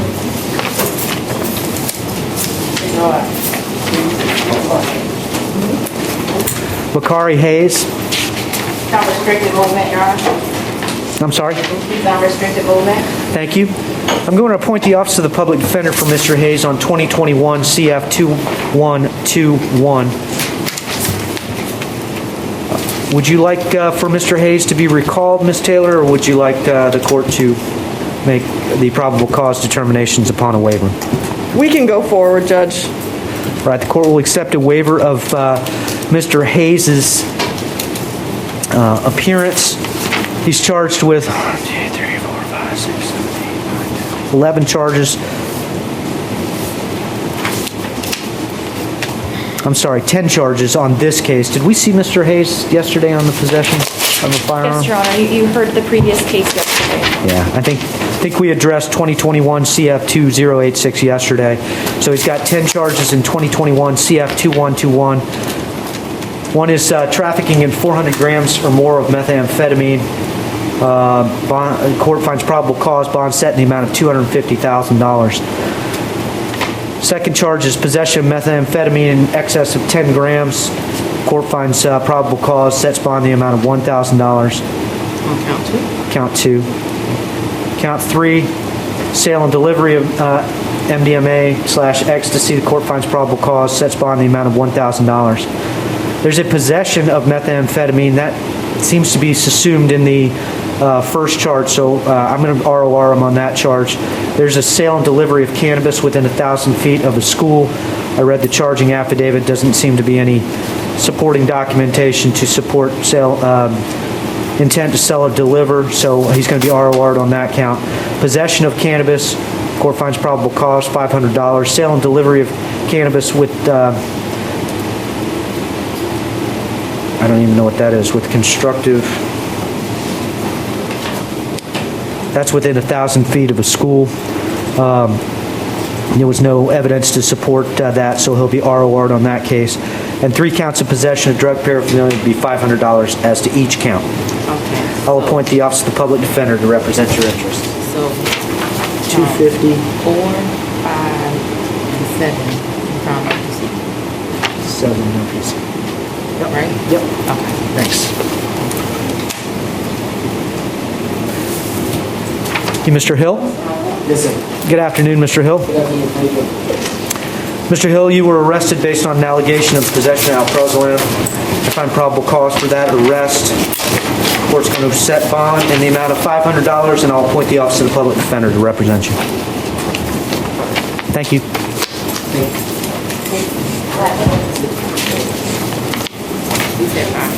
Yes, please. Keith Laidler. Why did he not qualify for?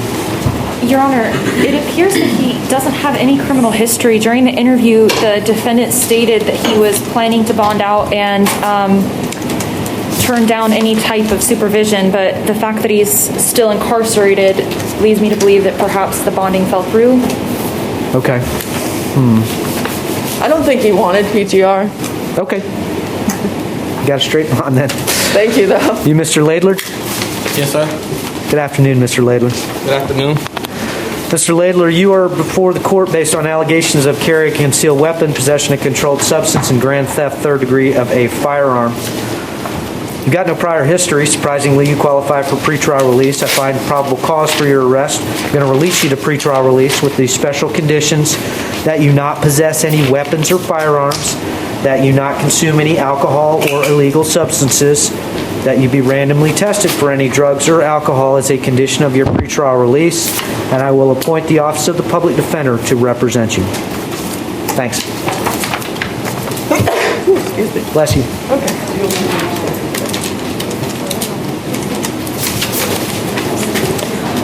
Madam Pretrial Release Officer, random testing, okay? Yes, Your Honor. Thanks. You, Mr. Latsis? Yes, ma'am. Yes, sir. I apologize. That's all right. Good afternoon, Mr. Latsis. I've been saying ma'am all day, sir. I apologize. I understand. Yes, sir.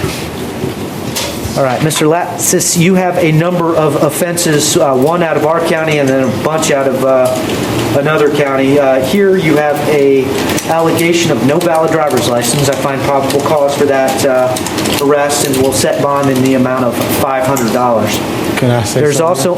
Sorry, sir. I'm sure your attorney would prefer that you didn't right now. Let me appoint them to represent you. I'll appoint the Office of the Public Defender to represent Mr. Latsis, and then she can have a quick conversation with you in just a moment. There was also an allegation of grand theft, 3rd degree motor vehicle. I find probable cause for that allegation, set bond in the amount of $1,000.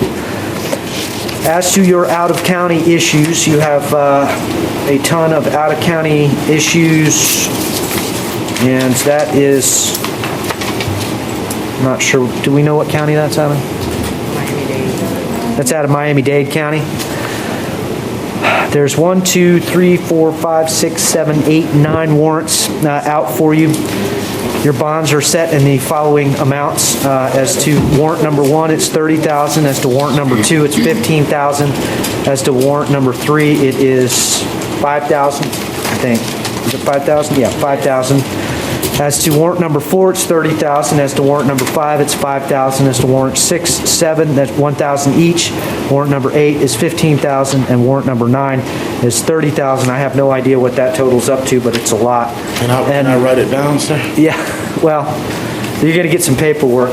With that amount on there? Will he get his bond? Will he get his IA paperwork? They should get, if he bonds, yeah, they should get his paperwork. All right. You want me to go through it one more time? So I can try to write it. I can bond out here if they let me. I'll write it down. You've got bonds on all of your cases, but it's a lot. I can tell you the total, Judge. Okay. Madam, pretrial release is going to... $133,500. So that'd be like 10,000 to go. It's between you and the bondsman. And that's all Miami. That's all Miami-Dade stuff. And Orange. Yeah, and our Orange County cases. And on our Orange County cases, I'll appoint the Office of the Public Defender. Can I ask you a question, sir? I may or may not be able to answer it. What's your question? Problem. All of this is between like me and my girl. Right. No, I know. I just want to say this, please. I can't do a thing about the Miami-Dade cases. I understand that, sir. I'm trying to get down there. Can you ROR me on these cases? They're here. I want to go rectify this. I never did anything like this in my life, sir. This is real bad. And it's all because I mentally abused my girlfriend. I said some real bad things to her. And like real bad things. And I said I was going to leave. And she put all this on me, sir. Yeah. Like I got text messages from the. I mean that don't even matter. The car is not stolen or not. Can you please ROR me or do something so I can get to this? I'm not going nowhere. Right. I need to get down here so I can talk to these people, man. Please. Listen, as a human being, I understand where you're coming from. As a judge, I got a bunch of warrants from another judge out of Miami-Dade, and I'm not going to mess with those warrants. I don't want you to mess with them. I want to go to Miami-Dade so I can handle this with them. If you don't post bond, Miami-Dade will come get you, but under COVID protocols, it might take some time. They're going to come get me, right? They're not going to come get me until the case is resolved. I can't post bond. I got to try to save all the money I can for this, sir. I understand. Can you please try to give me an ROR so I won't go. Don't give me ROR on these, just on the driver license and the suspended, so I can go to Dade within the next couple of days, sir. Man, I got a good ass job. I got all type of stuff going on good for me. I just got out of prison 6 months ago. I haven't been in any trouble, sir. All right, give me just a sec. Let me read your charging affidavit. And then the officer that locked me up on the possession of stolen motor vehicle, I got texts in the phone from my girl saying to take the car. He wouldn't even look for that. He wouldn't even look at it. All right. Let me read the charging affidavit.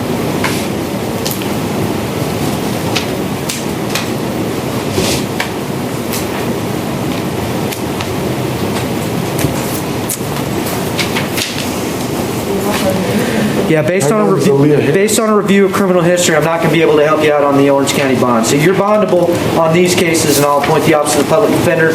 And sorry. Yeah. So that's going to conclude our hearing. Sorry, Mr. Lazarus. Thanks. I'm gonna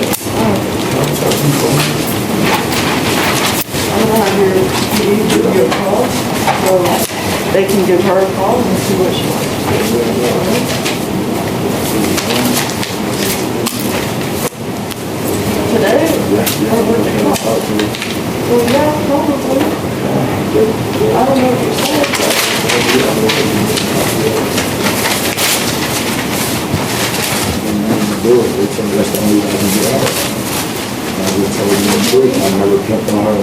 Well, you really probably should have done that, but, I mean, it's nothing that can be done right now.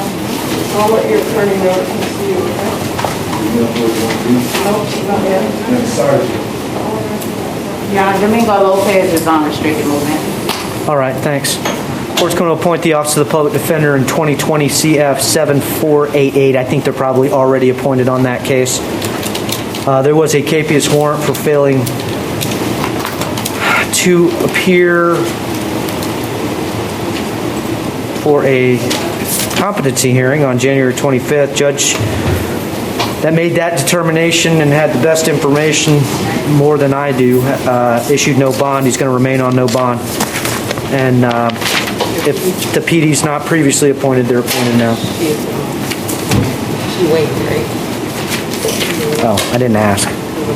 Do you want to waive Mr. Lopez, or would you like to have him reset? We can waive, Your Honor. All Thank right. you. Thanks. Ms. Miller?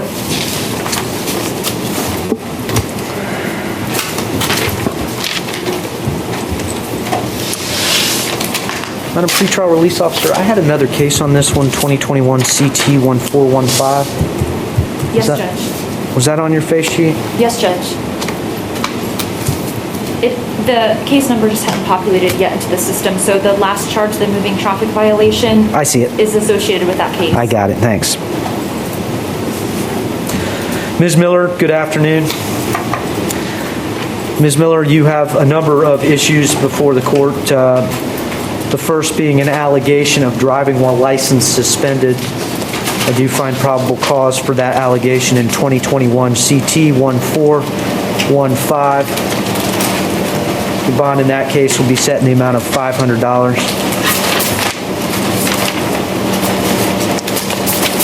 In 2021 CF 2135, you have two allegations. One is possessing cocaine and one is possessing drug paraphernalia. I read the charging affidavit. I do find probable cause for your allegation in that case. And I'll set bond in the amount of $1,000 as to count one and $100 as to count two. I also note that you're out on bond on 2020 CT 7766. It is alleged that you were driving while without a valid driver's license while you were out on bond on the DUI case. I'm going to revoke your bond in that case. I'm going to set your bond in the amount of none. Your attorney will be notified. They'll get you in front of your trial judge to see whether bond is appropriate on that case. And as to all of the cases, I'll appoint the Office of the Public Defender to represent your interest. So you're going to stay with us for a little while until we sort out your DUI case. Thanks.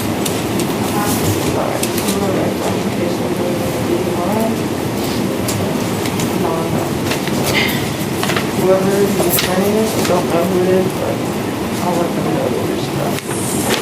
Try to get that in front of Division 6.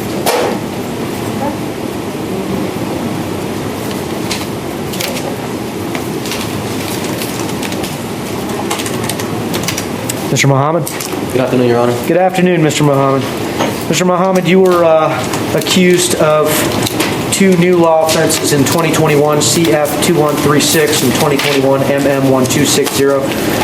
Count 1 in 2021 CF 2136 is possession of cannabis with intent to sell or deliver. Count 2 is possession of drug paraphernalia. Count 1 in 2021 MM 1260 is resisting an officer without violence. As to all of those counts, I read the charging affidavit. I do find a probable cause for your arrest, and we'll set bonds in the following amounts. So possession of cannabis when it's sent to sell or deliver, set bond in the amount of $1,000. Drug paraphernalia in the amount of $100. Resisting an officer without violence will be set in the amount of $500. I note that you're out on bond on 2020 CF 12826. Court has probable cause to believe that you have committed a new felony and misdemeanor law offense while out on bond. I'm going to revoke your bond in that case. Bond will be set at none, and I'll appoint the Office of the Public Defender to represent you on all your cases. Thanks. Excuse me, Your Honor. Yes, sir. Can I speak for 1 second? I've appointed you, Ms. Taylor. Do you want to run that question by Ms. Taylor before you tell me in open court? Yes, sir. All right. Yes, sir. Judge Osceola has an issue with one of the orders. Okay. So when we finish with the warrant. You gotta go back there? Yes.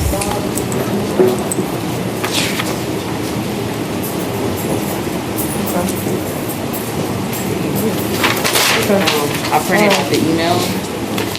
Your Honor, Mr. Muhammad is asking that I request the court to set a bond on his out on bond case. We understand that the court has discretion to revoke that bond. We're just asking for a discretionary new bond. Mr. Mohammed's informed me that he does have a full-time job and is willing to undergo whatever additional conditions of release that the court finds appropriate. Mr. Mohammed, that's a reasonable request, and Ms. Taylor's done a good job of making it on your behalf. I'm going to deny that request. There were allegations involving a firearm. There's new allegations of possession of drugs and resisting an officer without violence. So you'll remain on no bond. Your attorney on that case can get you in front of your trial judge, and maybe they'll reconsider. I don't know. Your Honor, how long am I not going to have a bond for? Until your trial judge gets around to handling the allegations involving the firearm. Or your attorney in that case requests a bond, and the court in that case has some time to hear it. Meaning, so my attorney comes and tries to get me out? Yeah, Ms. Taylor will have that discussion with you, but yeah, your attorney in that case will be notified that you're on no bond and will probably petition the court to reconsider that decision. Thanks. Thank you, Your Honor. I'll let them know you're stuck here. No. Do we want to go back to Osceola now?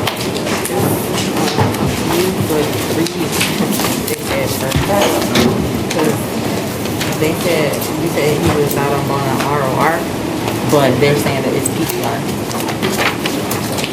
Okay. But that's what they said, so they want me to do an Diversion order. program in response will discharge. Family is willing to bond it. Yeah, so this is also what they're saying.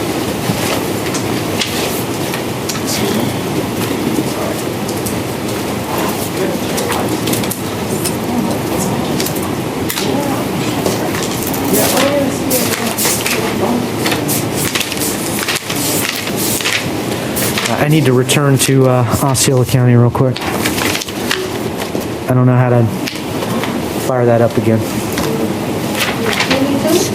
Yeah.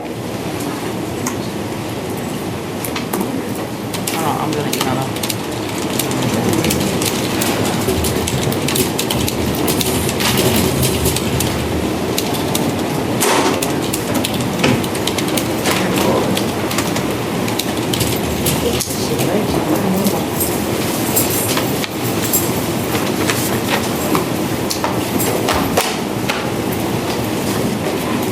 All right, there's nobody there. Yeah, I was just doing on the record. Okay. Court's been made aware of a problem as to one of our Osceola County initial appearance. Mr. Shinuski in 2020 CT 823 was on a diversion tier 1 contract for DUI. It is alleged that Mr. Shinuski has picked up a new DUI while participating in the diversion program.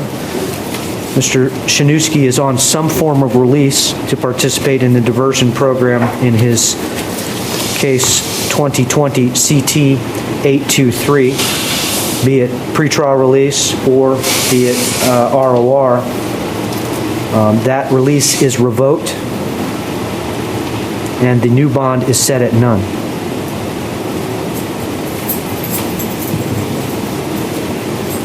Court finds Mr. Shinuski to be a danger to the community based on a second allegation of driving under the influence while being released on a form of release in the pretrial diversion program for the exact same offense.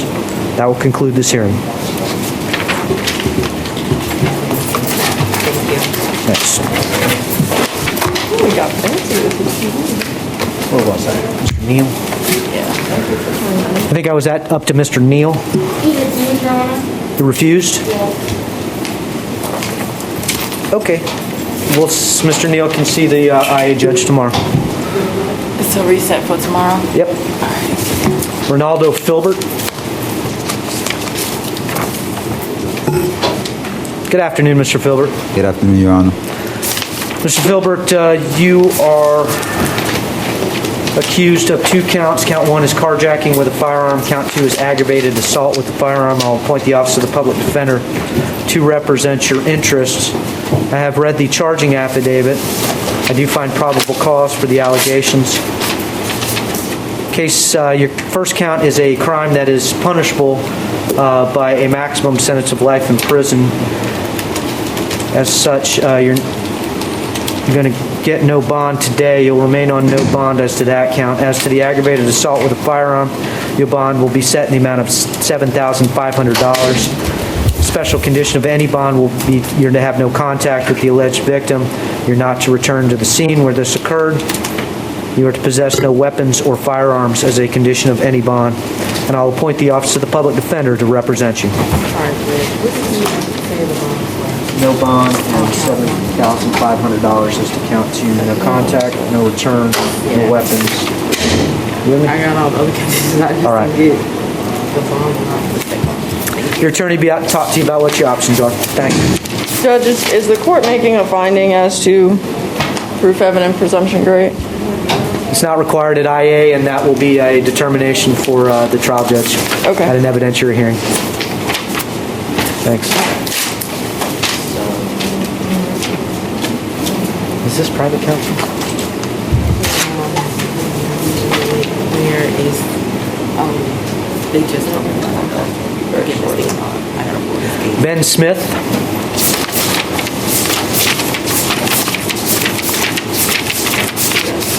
That's all. Yeah, he'll be entitled to an Arthur hearing once it's filed in front of his trial judge. You got the files. You have the files. Yeah. It's private attorney. Oh. I don't know if you want me to put it or it's for watching. You, Mr. Smith? Yes. Good afternoon, Mr. Smith. Mr. Smith, you were arrested and accused of the following charges: fleeing or attempting to elude, lights and sirens activated, possession of cannabis with intent to sell or deliver, possession of drug paraphernalia, and resisting an officer without violence. I have reviewed the charging document. I'll appoint the Office of the Public Defender to represent your interests. I find probable cause as to all of those counts. Bonding count 1 be set in the amount of $3,500. Count 2 and 3 in the amount of $1,000 each. Counts 4 and 5 in the amount of $150 each. They're also out there's an out-of-county on-view violation. You'll be placed on no bond on an allegation that there's probable cause to believe you violated probation with this new law offense in 2018, 2737 out of Seminole County. We will let Seminole County know that you're here with us, and I will inquire as to that judge as to whether they wish to consider a bond based on the allegations. I'll appoint the Office of the Public Defender to represent you in both cases. Thanks.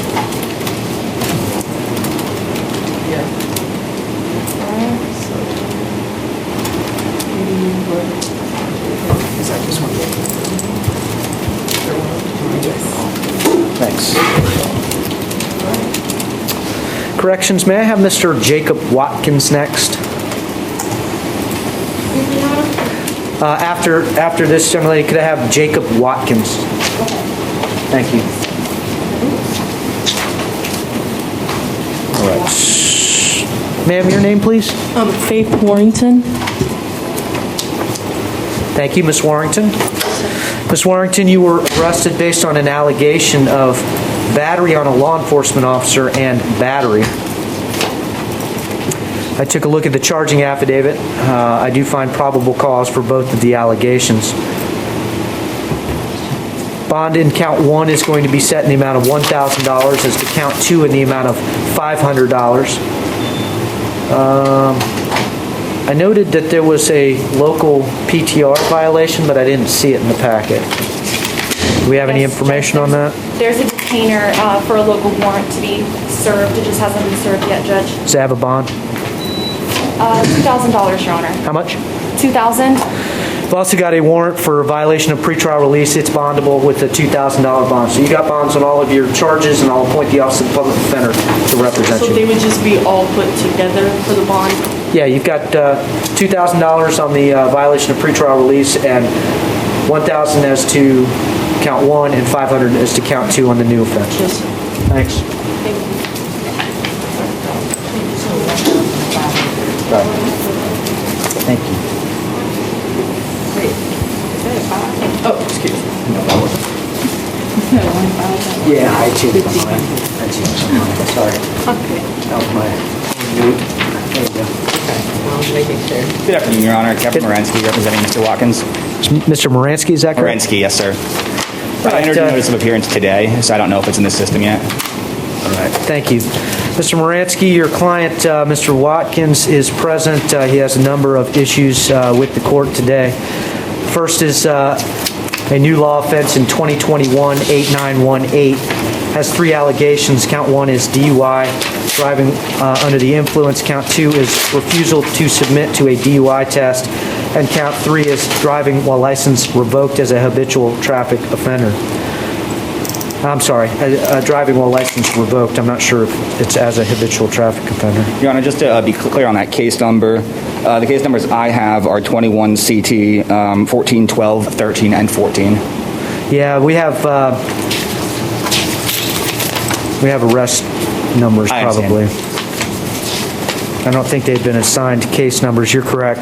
2021 CT 1412, 2021 1413, 2021 CT 1414. I find probable cause for those allegations. As to the DUI, the court's going to set bond in the amount of $2,500. As to the refusal to submit to a DUI test, the court's going to set bond in the amount of $2,500. As to driving while license revoked, the court's going to set bond in the amount of $1,000. I'll note that he is also out on bond on a DUI with a prior conviction and another refusal to submit to a DUI test in 2020 CT 5704 and 2020 CT 5441. Argument, counsel?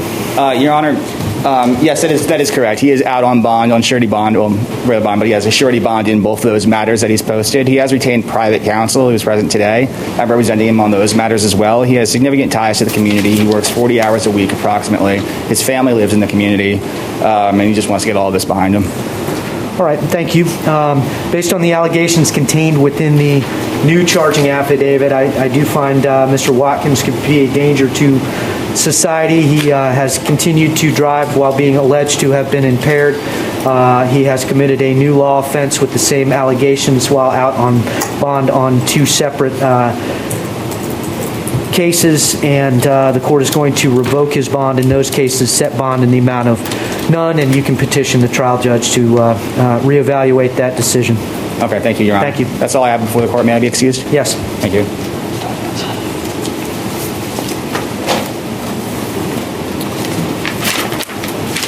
Arthur Williams.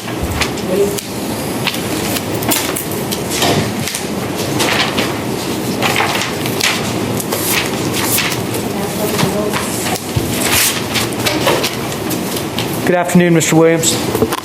Good afternoon. Mr. Williams, you were arrested based on an out-of-county warrant, and then you have a new law offense with us. That new law offense is 2021 CF 2127, alleges 1 count of possessing cocaine. I do find probable cause for that allegation. I'll set you a bond in the amount of $1,000, and I'll appoint the Office of Public Defender to represent you. Your out-of-county warrant's out of Highlands County. It's a $6,000 purge for child support, it looks like. So you are purgeable on that offense, but there is a $6,000 purge amount. Otherwise, Highlands County will be informed that you are here with us in the Orange County Jail, and if they give us some kind of discretion, we can readdress that case. I'll appoint the Office of the Public Defender to represent you. Thanks.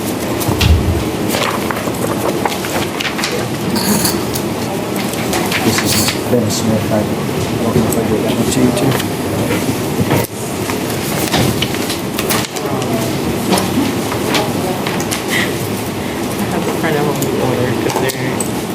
Okay. This case doesn't go away. It's an active case. It's abated. I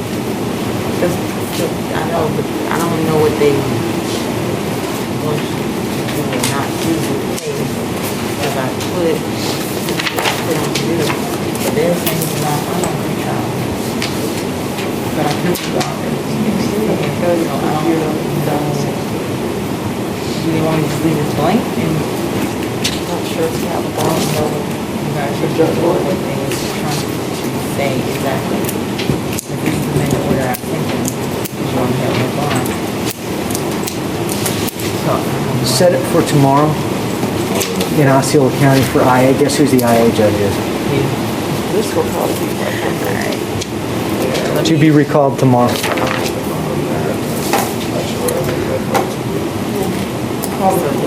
Yeah.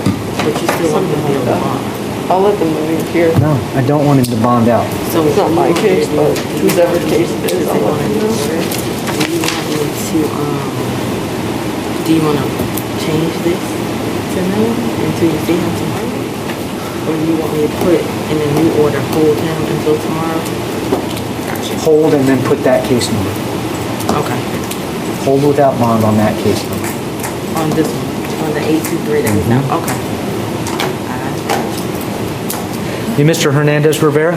Yes. Good afternoon, sir. Mr. Hernandez Rivera, you were arrested based on an allegation of no valid driver's license and failing to appear in another case, 2016 CT 2943. As to the no valid driver's license, is that our case? Yeah, that was in 21 CT 1411. I do find probable cause for that allegation. I'll set bond the amount of $500 as to that case. There's also a warrant for you for failing to appear for a violation of probation allegation in 2016 CT 2943. Warrant was issued January 31st, 2017.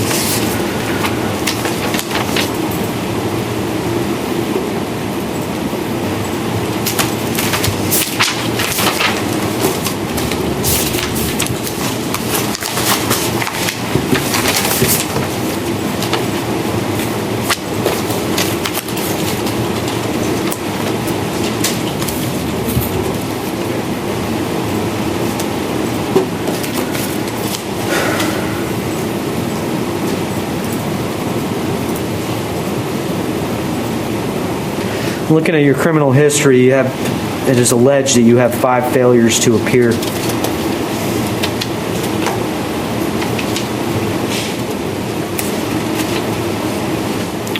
I'm going to set a bond in 2016 CT 2943, bond set in the amount of $1,500.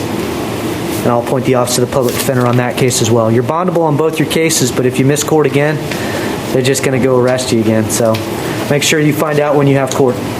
Yes, sir. Thanks. Thank you.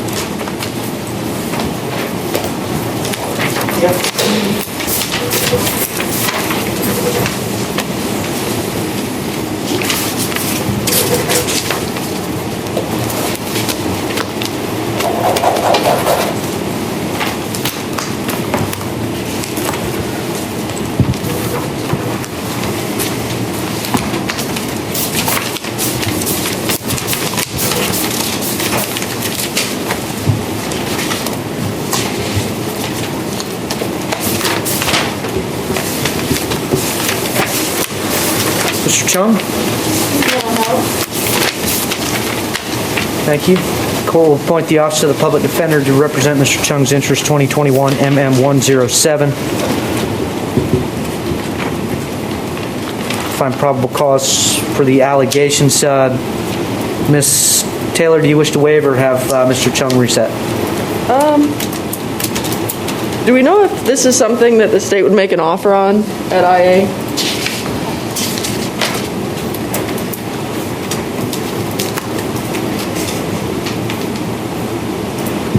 I believe we can resolve it today.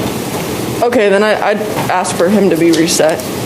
We'll reset Mr. Chung's case in front of the IA judge.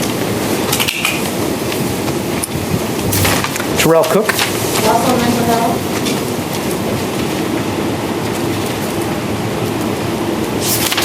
Court will appoint the Office of the Public Defender to represent Mr. Cook's interest in his new law offense in 2021 MM108. Ms. Taylor?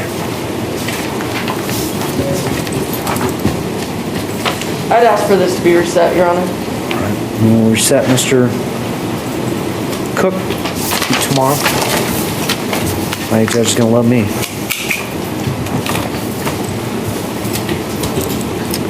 Para Martinez.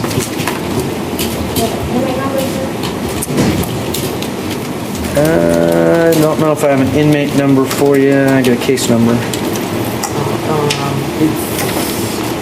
It's 2100 numbers. Oh, no. Sorry. Madam Corrections Officer, I found it. I have it. 210-04344.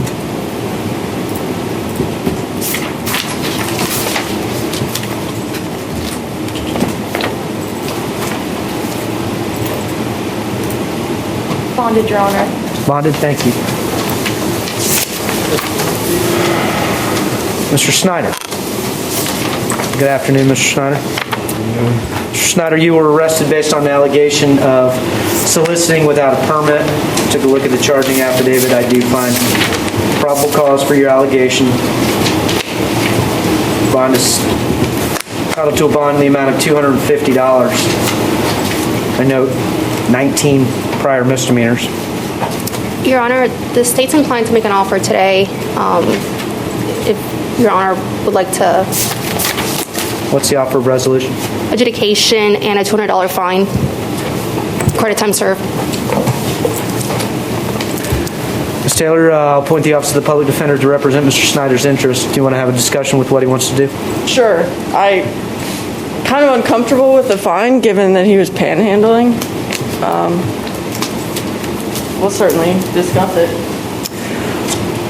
Understood. Yeah, it seems to be a continuing issue for Mr. Snyder based on the number of violations of county ordinances that I see on his criminal history. That's lucrative.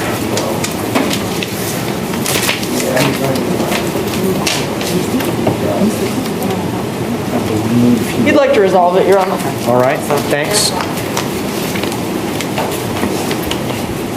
All right, can we hold on to Mr. Snyder while he goes over the paperwork, or does he get any paperwork, or I just go through his trial rights? Okay. Mr. Snyder, we're going to place you under oath. Raise your right hand. Do you swear to tell the truth, the whole truth, and nothing but the truth? Yes. Mr. Snyder, you put your hand down. Mr. Snyder, your attorney has represented to the court that you wish to plead no contest to violating County Ordinance 21-263, which is panhandling without a permit. Is that what you wish to do? Yes. You understand you have a right to have a jury trial as to that allegation. At the jury trial, the state of Florida would have to prove to a jury beyond and to the exclusion of every reasonable doubt you committed the offense that you were charged with. At that trial, your attorney would be with you, would cross-examine witnesses and examine evidence against you. Is it a non-jury trial? I believe so, Your Honor. Could be either. I think he's entitled to a jury trial. At that trial, your attorney would be with you, would cross-examine witnesses and examine evidence against you. You could have presented your own witnesses and evidence if your witnesses had not wanted to come to court. Could have asked me to make them come to court with a subpoena. Could have testified or remained silent. Your jury would have been instructed not to consider your decision to remain silent in any way in rendering a verdict. You would have had a right to have the trial recorded and appeal any error that occurred in that process. You understand you've given up all your trial rights because the court accepts this resolution. I'm going to go along with an adjudication, time served, $200 fine, and we're not going to be having a trial in this matter. Do you understand that? Yes, sir. Is anyone forcing you or pressuring you into making this decision? No. Anyone made you any promises other than what has been represented by your attorney? No. Has anyone made you any promises at all? No. Under the influence of any alcohol, drugs, or mental issues that cause you not to understand the decision that you're making? Nope. You understand if you're not a United States citizen, entry this plea would subject you to deportation. I can't hear your response. Yes. And if you ever before have been convicted of a sexually violent or sexually motivated offense, entry this plea could subject you to involuntary civil commitment. Do you understand that? Yes. Defense, are you stipulating to a factual basis for purposes of the plea? Yes, Your Honor. Except that stipulation finds Mr. Snyder appears to be alert and intelligent. He's had an opportunity to think about his decision and discuss it with his attorney. Satisfied with Ms. Taylor's help in her short time representing you? Yes. You've indicated to me no one's forced you or pressured you to make this decision. You do so of your own free will. Court will adjudicate you guilty of soliciting without a permit, a violation of County Ordinance 21-263. You are sentenced to a $250 fine. How long do you need to pay that off? 6 months. Sorry? 6 months. I'll give you a year. All right. You can make payments to the clerk of the court. Are you doing the $250 fine plus the court cost? Yeah, there's going to be some court costs to get added on. Do we know what those are? The court costs are $223. $223. Court costs are going to be $223 for a total of $473. You'll get credit for the time that you have already served in jail, which is how long? 2 days? I believe it's 2 days. Is it 2 days? I believe it's 2 days. Mr. Schneider, when were you arrested? Yesterday is 2 days, I think it is. Automatically. Yesterday? Yeah, yesterday, I think so, 2 days. Sentence will be 2 days with credit for the 2 days that you've already served, plus that fine and court costs. You have 30 days from today's date to appeal the judgment and sentence. If you wish to do so, you must do it in writing. Can't afford an attorney, won't be appointed for you. Make little payments to the clerk of the court. If you don't pay and they don't hear from you, they could suspend your driving privileges. You understand? Please stop panhandling without a permit. Thank you. What's that?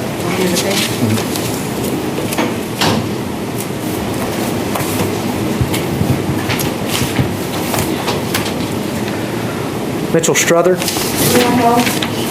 Mental health.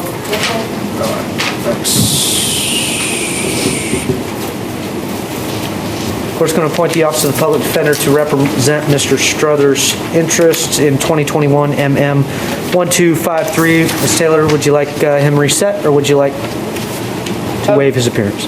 Reset, Your Honor. All right, we will reset Mr. Struther for the IA judge tomorrow. Brennan White. Good afternoon, Mr. White.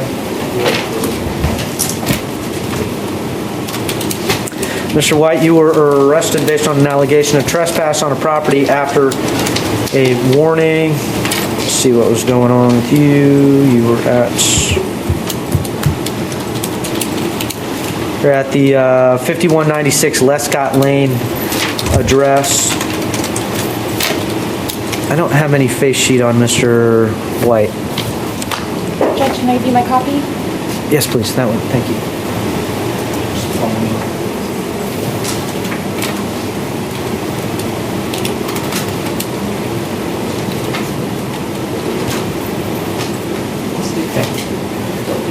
Mr. White, you're not going to qualify for pretrial release, and based on some of the prior criminal history, the court's going to set bond in your case in the amount of $250.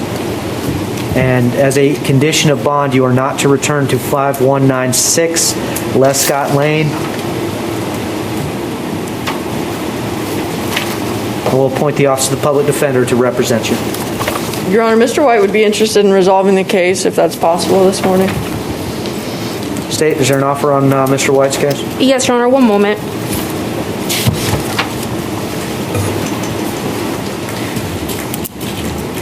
Was he trespassing? It looks like he's trespassing in a private residence. Yep. I don't feel comfortable making an offer before talking to the victim. All right, it looks like a private residence, and the victim issued a trespass warning. I think Mr. White came back. I wouldn't make any promises to what the resolution would be. So you want to enter a plea to the court, or?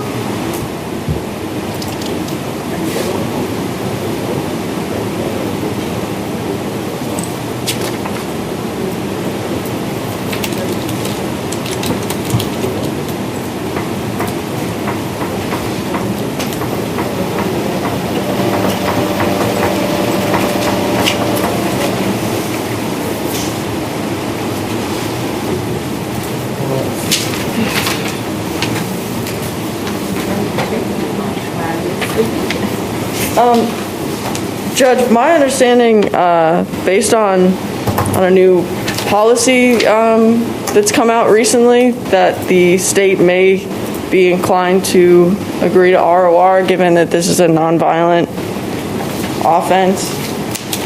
Is the state perhaps familiar with that policy? May I see the face sheet again, Madam Pretrial Release Officer?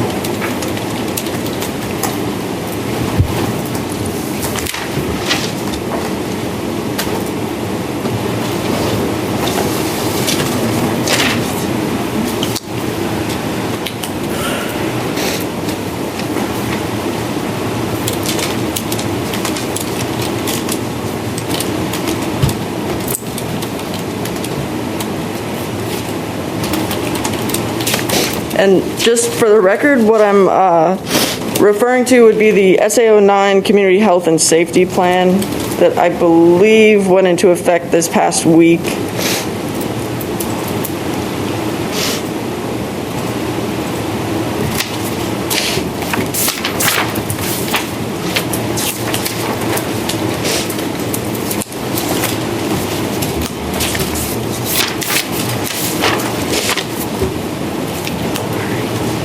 Just for the record, I'm referring to the section of implementation. Section 1, first appearance, when the accused does not pose a danger to the community or risk of flight and is not charged with a dangerous crime as defined in Florida Statute 907.0414A, the Assistant State Attorney shall request condition consistent with Florida statutes that the court release the arrested on their own recognizance and other non-monetary conditions of release that are available.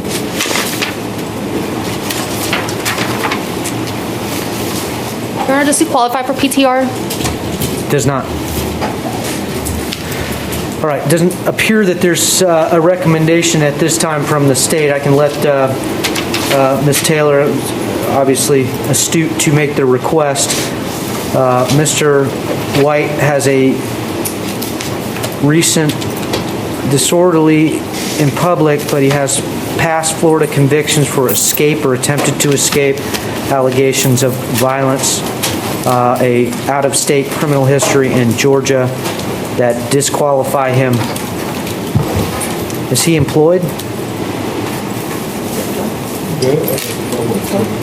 Yes, sir. I work for Toyota. I get paid good money. I've been there almost now about 6 months. I do certified mechanic. I just don't want to lose my job. Do you got a place to stay? Yes, sir. Where's that? On Powell, North Powell Avenue. I just got the place. Do you have any reason to be anywhere near the address where you came into contact with law enforcement? No reason at all. I'm on the way on the other side of Orlando. I just don't want to lose my job. I've been doing so good. All right. You're working full-time? Yes, sir, full-time. I love it. I've set your bond the amount of $250. Can you make bond? Yes, sir, I just ain't got it. I just don't have it right now. I'm the only person down here. I have no family here. Judge, the state's not going to object to ROR. I just don't want to lose my job.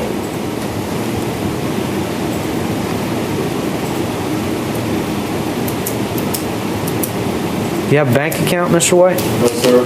I'm just getting myself back to status right now. I just got a relationship, a marriage. It took everything, and I'm rebuilding myself right now by speed.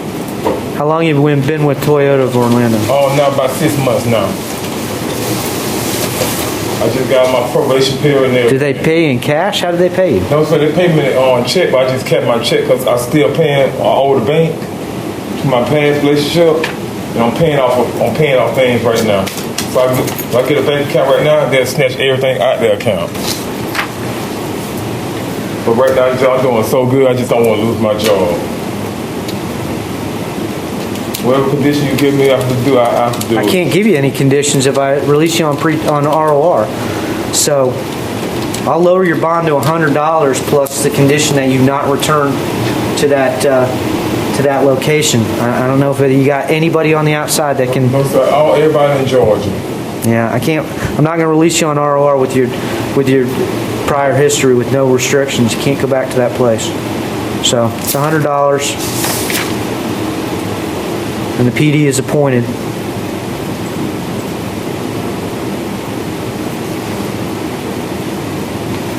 Your Honor, if I may. The defendant was interviewed prior to initial appearance. The charge is eligible for pretrial release if the court feels that is appropriate. Perhaps Mr. White could be re-interviewed to see if we could get some clear information because he did indicate to us that he had been working for 6 years, so I'd be interested to maybe get some clear information from Mr. White. It would be the court's preference that he be released, pretrial release, with the condition that he not return to that property if he qualifies. So, Mr. White? PTR, maybe he'll take a second look at you and consider you for pretrial release if you'll be candid with him, give them the information that they need, okay? Yes, sir. Or it'll be $100, no return. Thanks. Sorry. Oh, with me? 100 or pretrial release. This Osceola deal? Yeah, so I put it, right? Yeah. Yep. Case cassette, right. So then she emails. I have it. She says, will you please state that on the order to hold answer bond, but you didn't say that. You just wanted him to fill.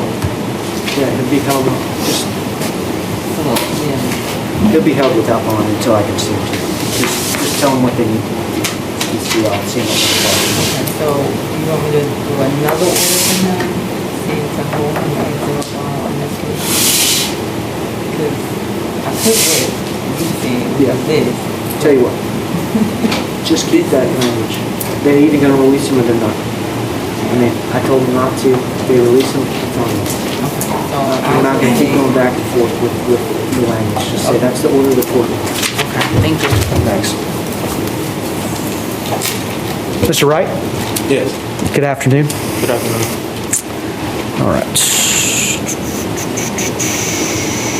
Mr. Wright, you were arrested based on an allegation in 2021 MM1256 with 2 counts, resisting an officer without violence and open carrying of a weapons or firearms for the incident alleged to have happened there at the Neiman Marcus. I read the charging affidavit. I do find probable cause for your arrest. Court will appoint the Office of the Public Defender to represent your interests.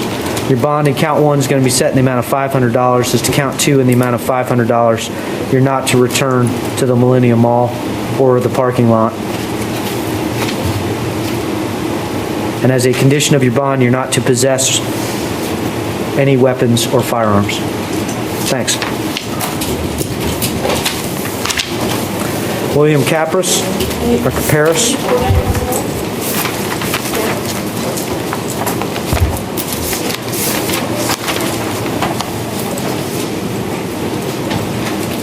Is it pronounced Caparis? Good afternoon.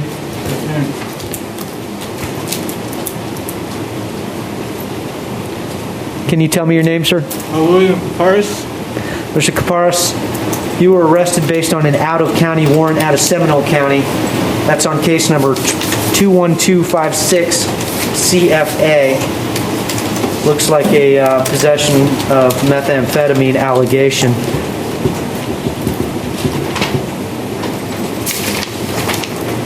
There was a bond attached to that warrant. The bond is in the amount of $3,000. Thank you. Nikki Dorn? Yeah, go on. You're good. Thank you. Kia Gibson?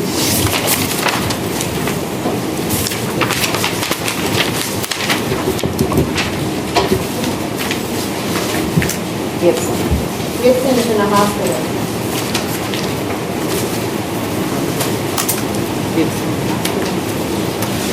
All right, thanks. I'm going to have to take a brief recess, so can you give me 5 minutes, and then we'll be off the record. Thanks.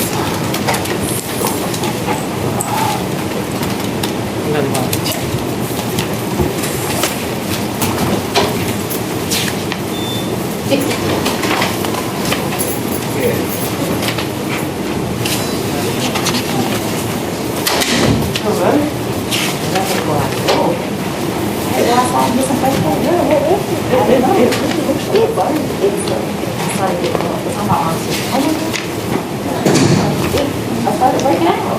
I don't know why. See, my eyes are itching. That was my first one right there. They go breakfast. That was early. They doing something. So I'm in the air. My nose has been running like a faucet. Can't do that long, so it's got to be something. Because it just hit me out of nowhere. She's like, oh my God, I felt straight from the itch like that. Oh, you see me? I had it back on my thing. My whole foot was like, my head was itching. I was like, oh my God.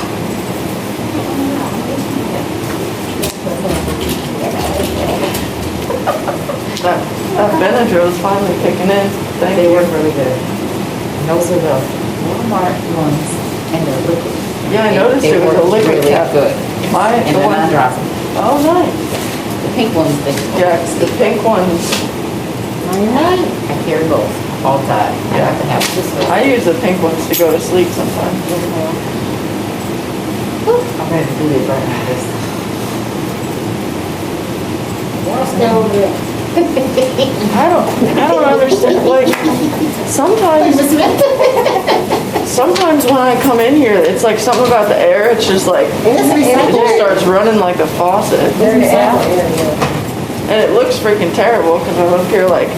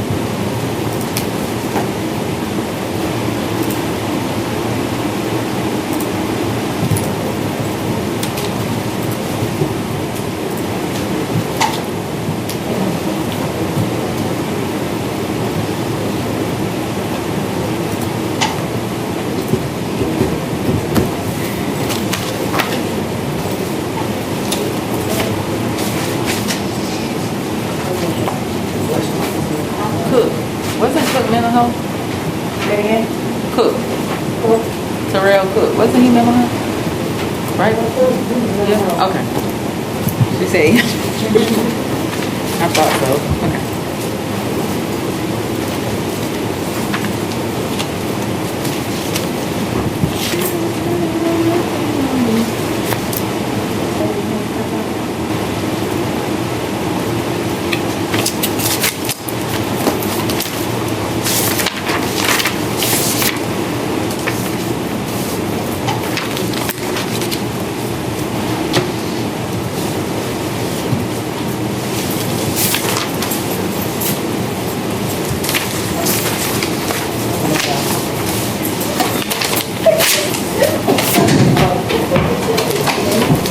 all right.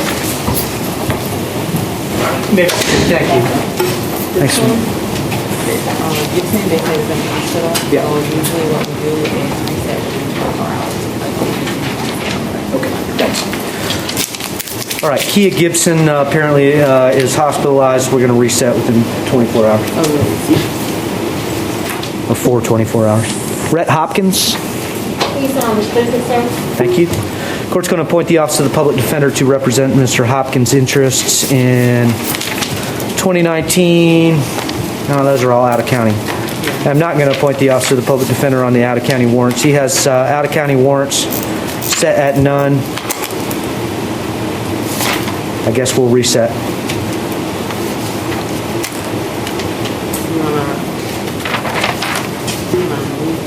It was rolled from yesterday. Can I just reset it again? But can I just can I set him for a hearing when he's cleared medically? I don't know how far out. Maybe like within. You can point the PD and just stay them at 9, and they can reach out and see. Okay. If you want to reset, they can reset within 2 weeks. No, he's got out of county warrants set at none. He's going to remain on no bond, and we'll notify his out of county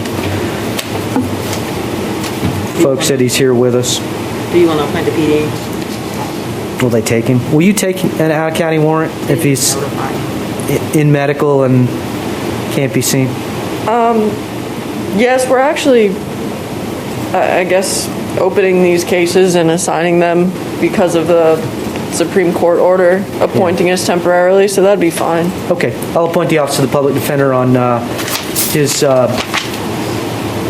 Broward County no bond warrants, just to make sure he's got a voice while he's here with us in the jail. And based on that appointment, will you waive? Yes, Your Honor. Okay. Thanks. James Stevens. Good afternoon, Mr. Stevens. Afternoon, sir.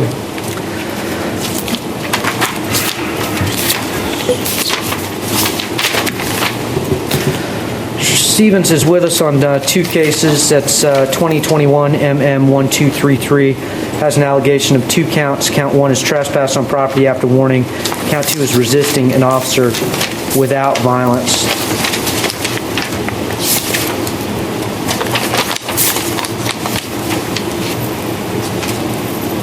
I read the charging affidavit. I do find probable cause for the arrest. His bonds, he qualifies for pretrial release based on his risk assessment. He'll be released on pretrial release with the condition that he not return to, is that Disney property? Yes, sir. Do you have any personal belongings there at Disney? No, sir. All right. I didn't even make it to past the scanners. I didn't even make it on the property. I understand. All right. Well, I'm releasing you pretrial release. They will get some information from you. You should be released today, and I'll appoint the Office of the Public Defender to represent you. Your Honor. Yes. The defendant does qualify for pretrial release. However, he lives out of state Okay. and will need court permission to leave the state. Are you going back home? I would like to, sir. I don't want to say anything else. I don't blame you. My bail, since I've been here, anytime I've said anything, it's pretty much asking for trouble. So Understood. I've been All right. assaulted and everything else. Well, I'm going to release you on to the pretrial release. I originally was given a bail for $1,100, and my wife came up here and paid my bail, the full amount. So she paid the bail amount at the court. But they denied me my bail release, and they denied me coming here yesterday. Okay. Well, you're here before the court now. I'm ordering that you be released on pretrial release. You'll be released today. And I also have cancer, and they've been denying me medical treatment. I'm going to give you permission to go home and leave the sir. state. Thank you so much. All right. Good luck to you. Now, Bradley Bond is unrestricted. Bless you. Thank you, Madam Correction Officer. All right. Why is he restricted? house and location where he's at? What's that? The house and location he's located? I was trying to bring Mr. Vaughn back so he could resolve his case with us today. He had expressed an interest yesterday in resolving his case. I'm not bringing him to court if he's medically restricted, so perhaps they can get him to regular court. I understand, Your Honor. All right. Thank you. Sorry about that. So what do you want to just stay his bond? Yeah, we'll stay his bond. We accomplished IA yesterday on his. I was bringing him back to see if he wanted to resolve his case, but that's not going to work out. Gregory Foster. Good afternoon, Mr. Foster. Mr. Foster, you have two issues with us. That is 2021 MM 1255, first count of possessing cannabis under 20 grams, second count of possessing drug paraphernalia. I find probable cause. I'm going to set bond in count one, the amount of $250, and count two in the amount of $100. Unfortunately, you've got some out-of-county stuff as well. The out-of-county stuff is...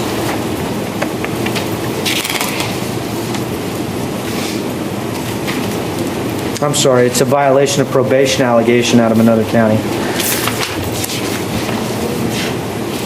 Is that pursuant to a warrant, or is this an on-view? The defendant is on probation in Orange County, and I believe in Seminole. Let me verify that, Judge. I'm sorry, I misspoke. In Orange and Lake County, and the arresting officer violated him on his Orange County probation as well as his Lake County probation. Okay.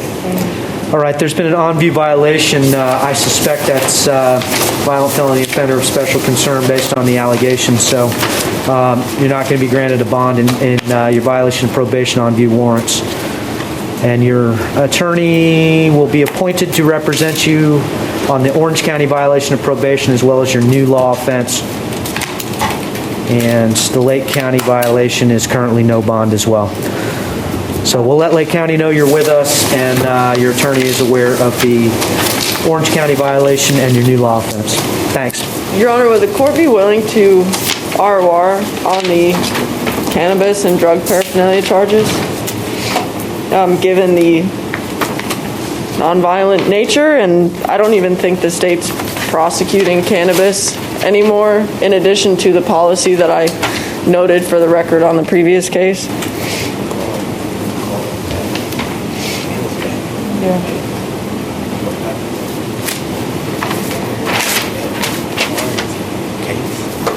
Yeah, I agree with you, but it's up to the state though.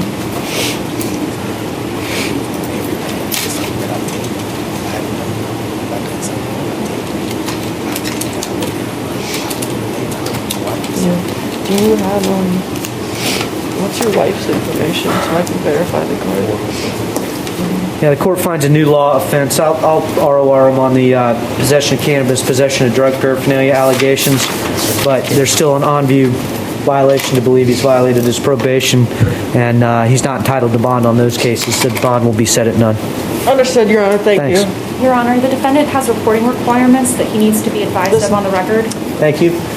Mr. Foster, you know that you've got reporting requirements. If you happen to bond out, you know that you have to report, correct? Yes, sir. I'm on point with everything. I'm kind of confused. I'm very confused. I asked a question, not about the case. Right.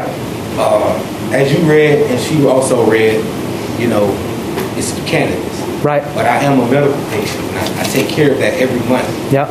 So I would never put myself in a situation knowing my severities of my charges and what I've been going through. Right. I'm also getting married in a couple of months.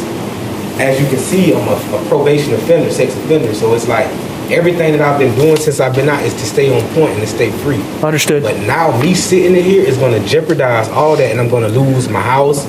I'm going to lose my job. Right. I got things I really need to take care of. Now, I don't know what the officer was going through that day, but I corroborated. I gave you everything you needed, and I showed facts. My wife came and did the same thing that my card is at. Right.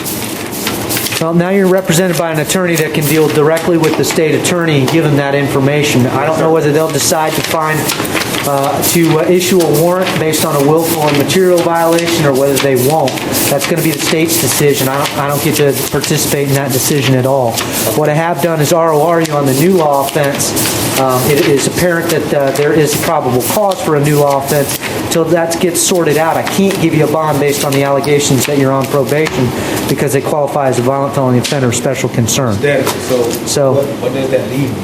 What does what mean? I'm saying, no, what does it leave me? Am I staying in jail? You'll stay in jail on the violation of probations. Yes, sir. You're released as to the new law offense. Your attorney will be notified to start working with the state on the allegations of violation of probation to see whether they're going to prosecute a violation or not. If they're not, then you should be released back to probation. But I can't make that decision for them. Correct. Now, am I being transferred to Lake County because that's where my probation is? And if so, is that in between the... You got probations in 2 counties, so I don't know how that's going to work, and that's a question that's probably more well-suited for your attorney. So Lake County's going to be notified, but it's up to them whether they come get you. Everything's closed with COVID. So your attorney's going to be notified. I've been doing everything. Since I've been out, I've been doing everything. I don't have any reason to disbelieve you, and I wish you good luck in sorting this out. Seems like you... I just really hope y'all don't... I've been doing everything since I've been out the right time. Please help me get back home with my family. I don't want to lose no more. I gave y'all, I done did enough time. I understand. I hear you. My past is behind me. I'm trying to get forward. The only way I can do that is by y'all keeping me in society and me showing that my characteristics show. I hear you, and I can't solve all those problems today. All I can do is ROR you on that new charge, and then wish you good luck. All right. All right, Cornelius Rodas is mental health.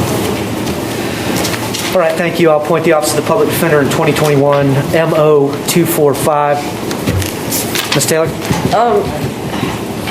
Judge, if memory serves, and the clerk may be able to help me, I think Mr. Brodus is long time incompetent to proceed. Obviously, this is a new offense. Mr. Brodus has an astounding 229 misdemeanor offenses. Yes, Your Honor. At this point, I guess I would just ask for a reset, and hopefully the next. Maybe the IA is more familiar with Mr. Brodus than I am. I suspect so. So we'll reset Mr. Brodus's case at the public defender's request. They're appointed, and they'll be seen by the IA judge tomorrow.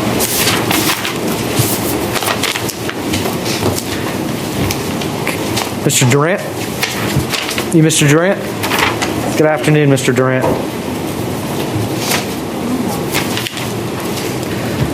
Mr. Durant was arrested based on a city ordinance of disorderly conduct in 43.06. State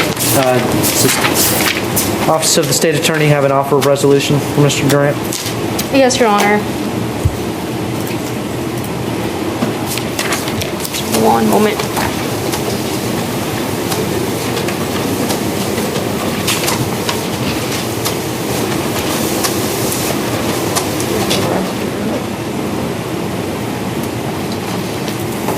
Your Honor, the offer to resolve it would be an adjudication and a $200 fine with credit time served. Okay. Your Honor, if I could just have a moment to speak with Mr. Durant. Sure.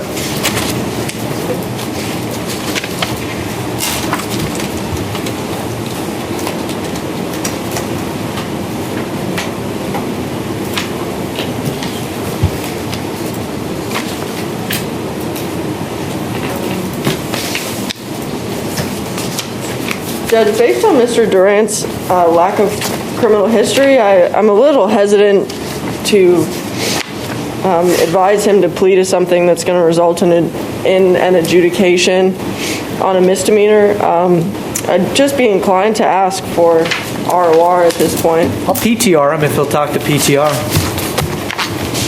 If he qualifies. Doesn't look like he's got any criminal history. He refused to talk to pretrial release. Correct, Judge. He declined to speak with us. And for the record, he has no history based off of the name and date of birth that he provided. He has not been positively identified at this point.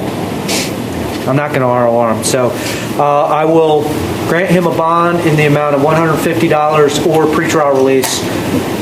As a condition of bond or pretrial release, he's not to go back to the Wawa. Understood, Your Honor. And I understand the court's position. I would just, again, put on the record that based on the state attorney's new policy, I believe they should be advocating for ROR. Your Honor, I just want to put on the record that I do not object to ROR. Okay. All right. Based on the fact that Mr. Durant has been has refused to talk to our pretrial release folks, I will consider non-monetary release, but the court needs some additional information to make that determination. If he chooses to talk to pretrial release, they can consider him for pretrial release, which is non-monetary release. Thanks. Understood, Your Honor. Thank you. So you want to keep the 150 Your Honor. or PTR? 150 or PTR.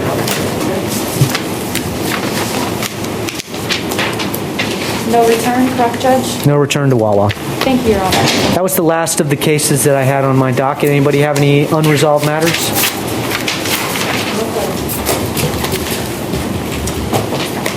Ms. Taylor, Ms. Guadalupe, thank you for your professionalism and your hard work today.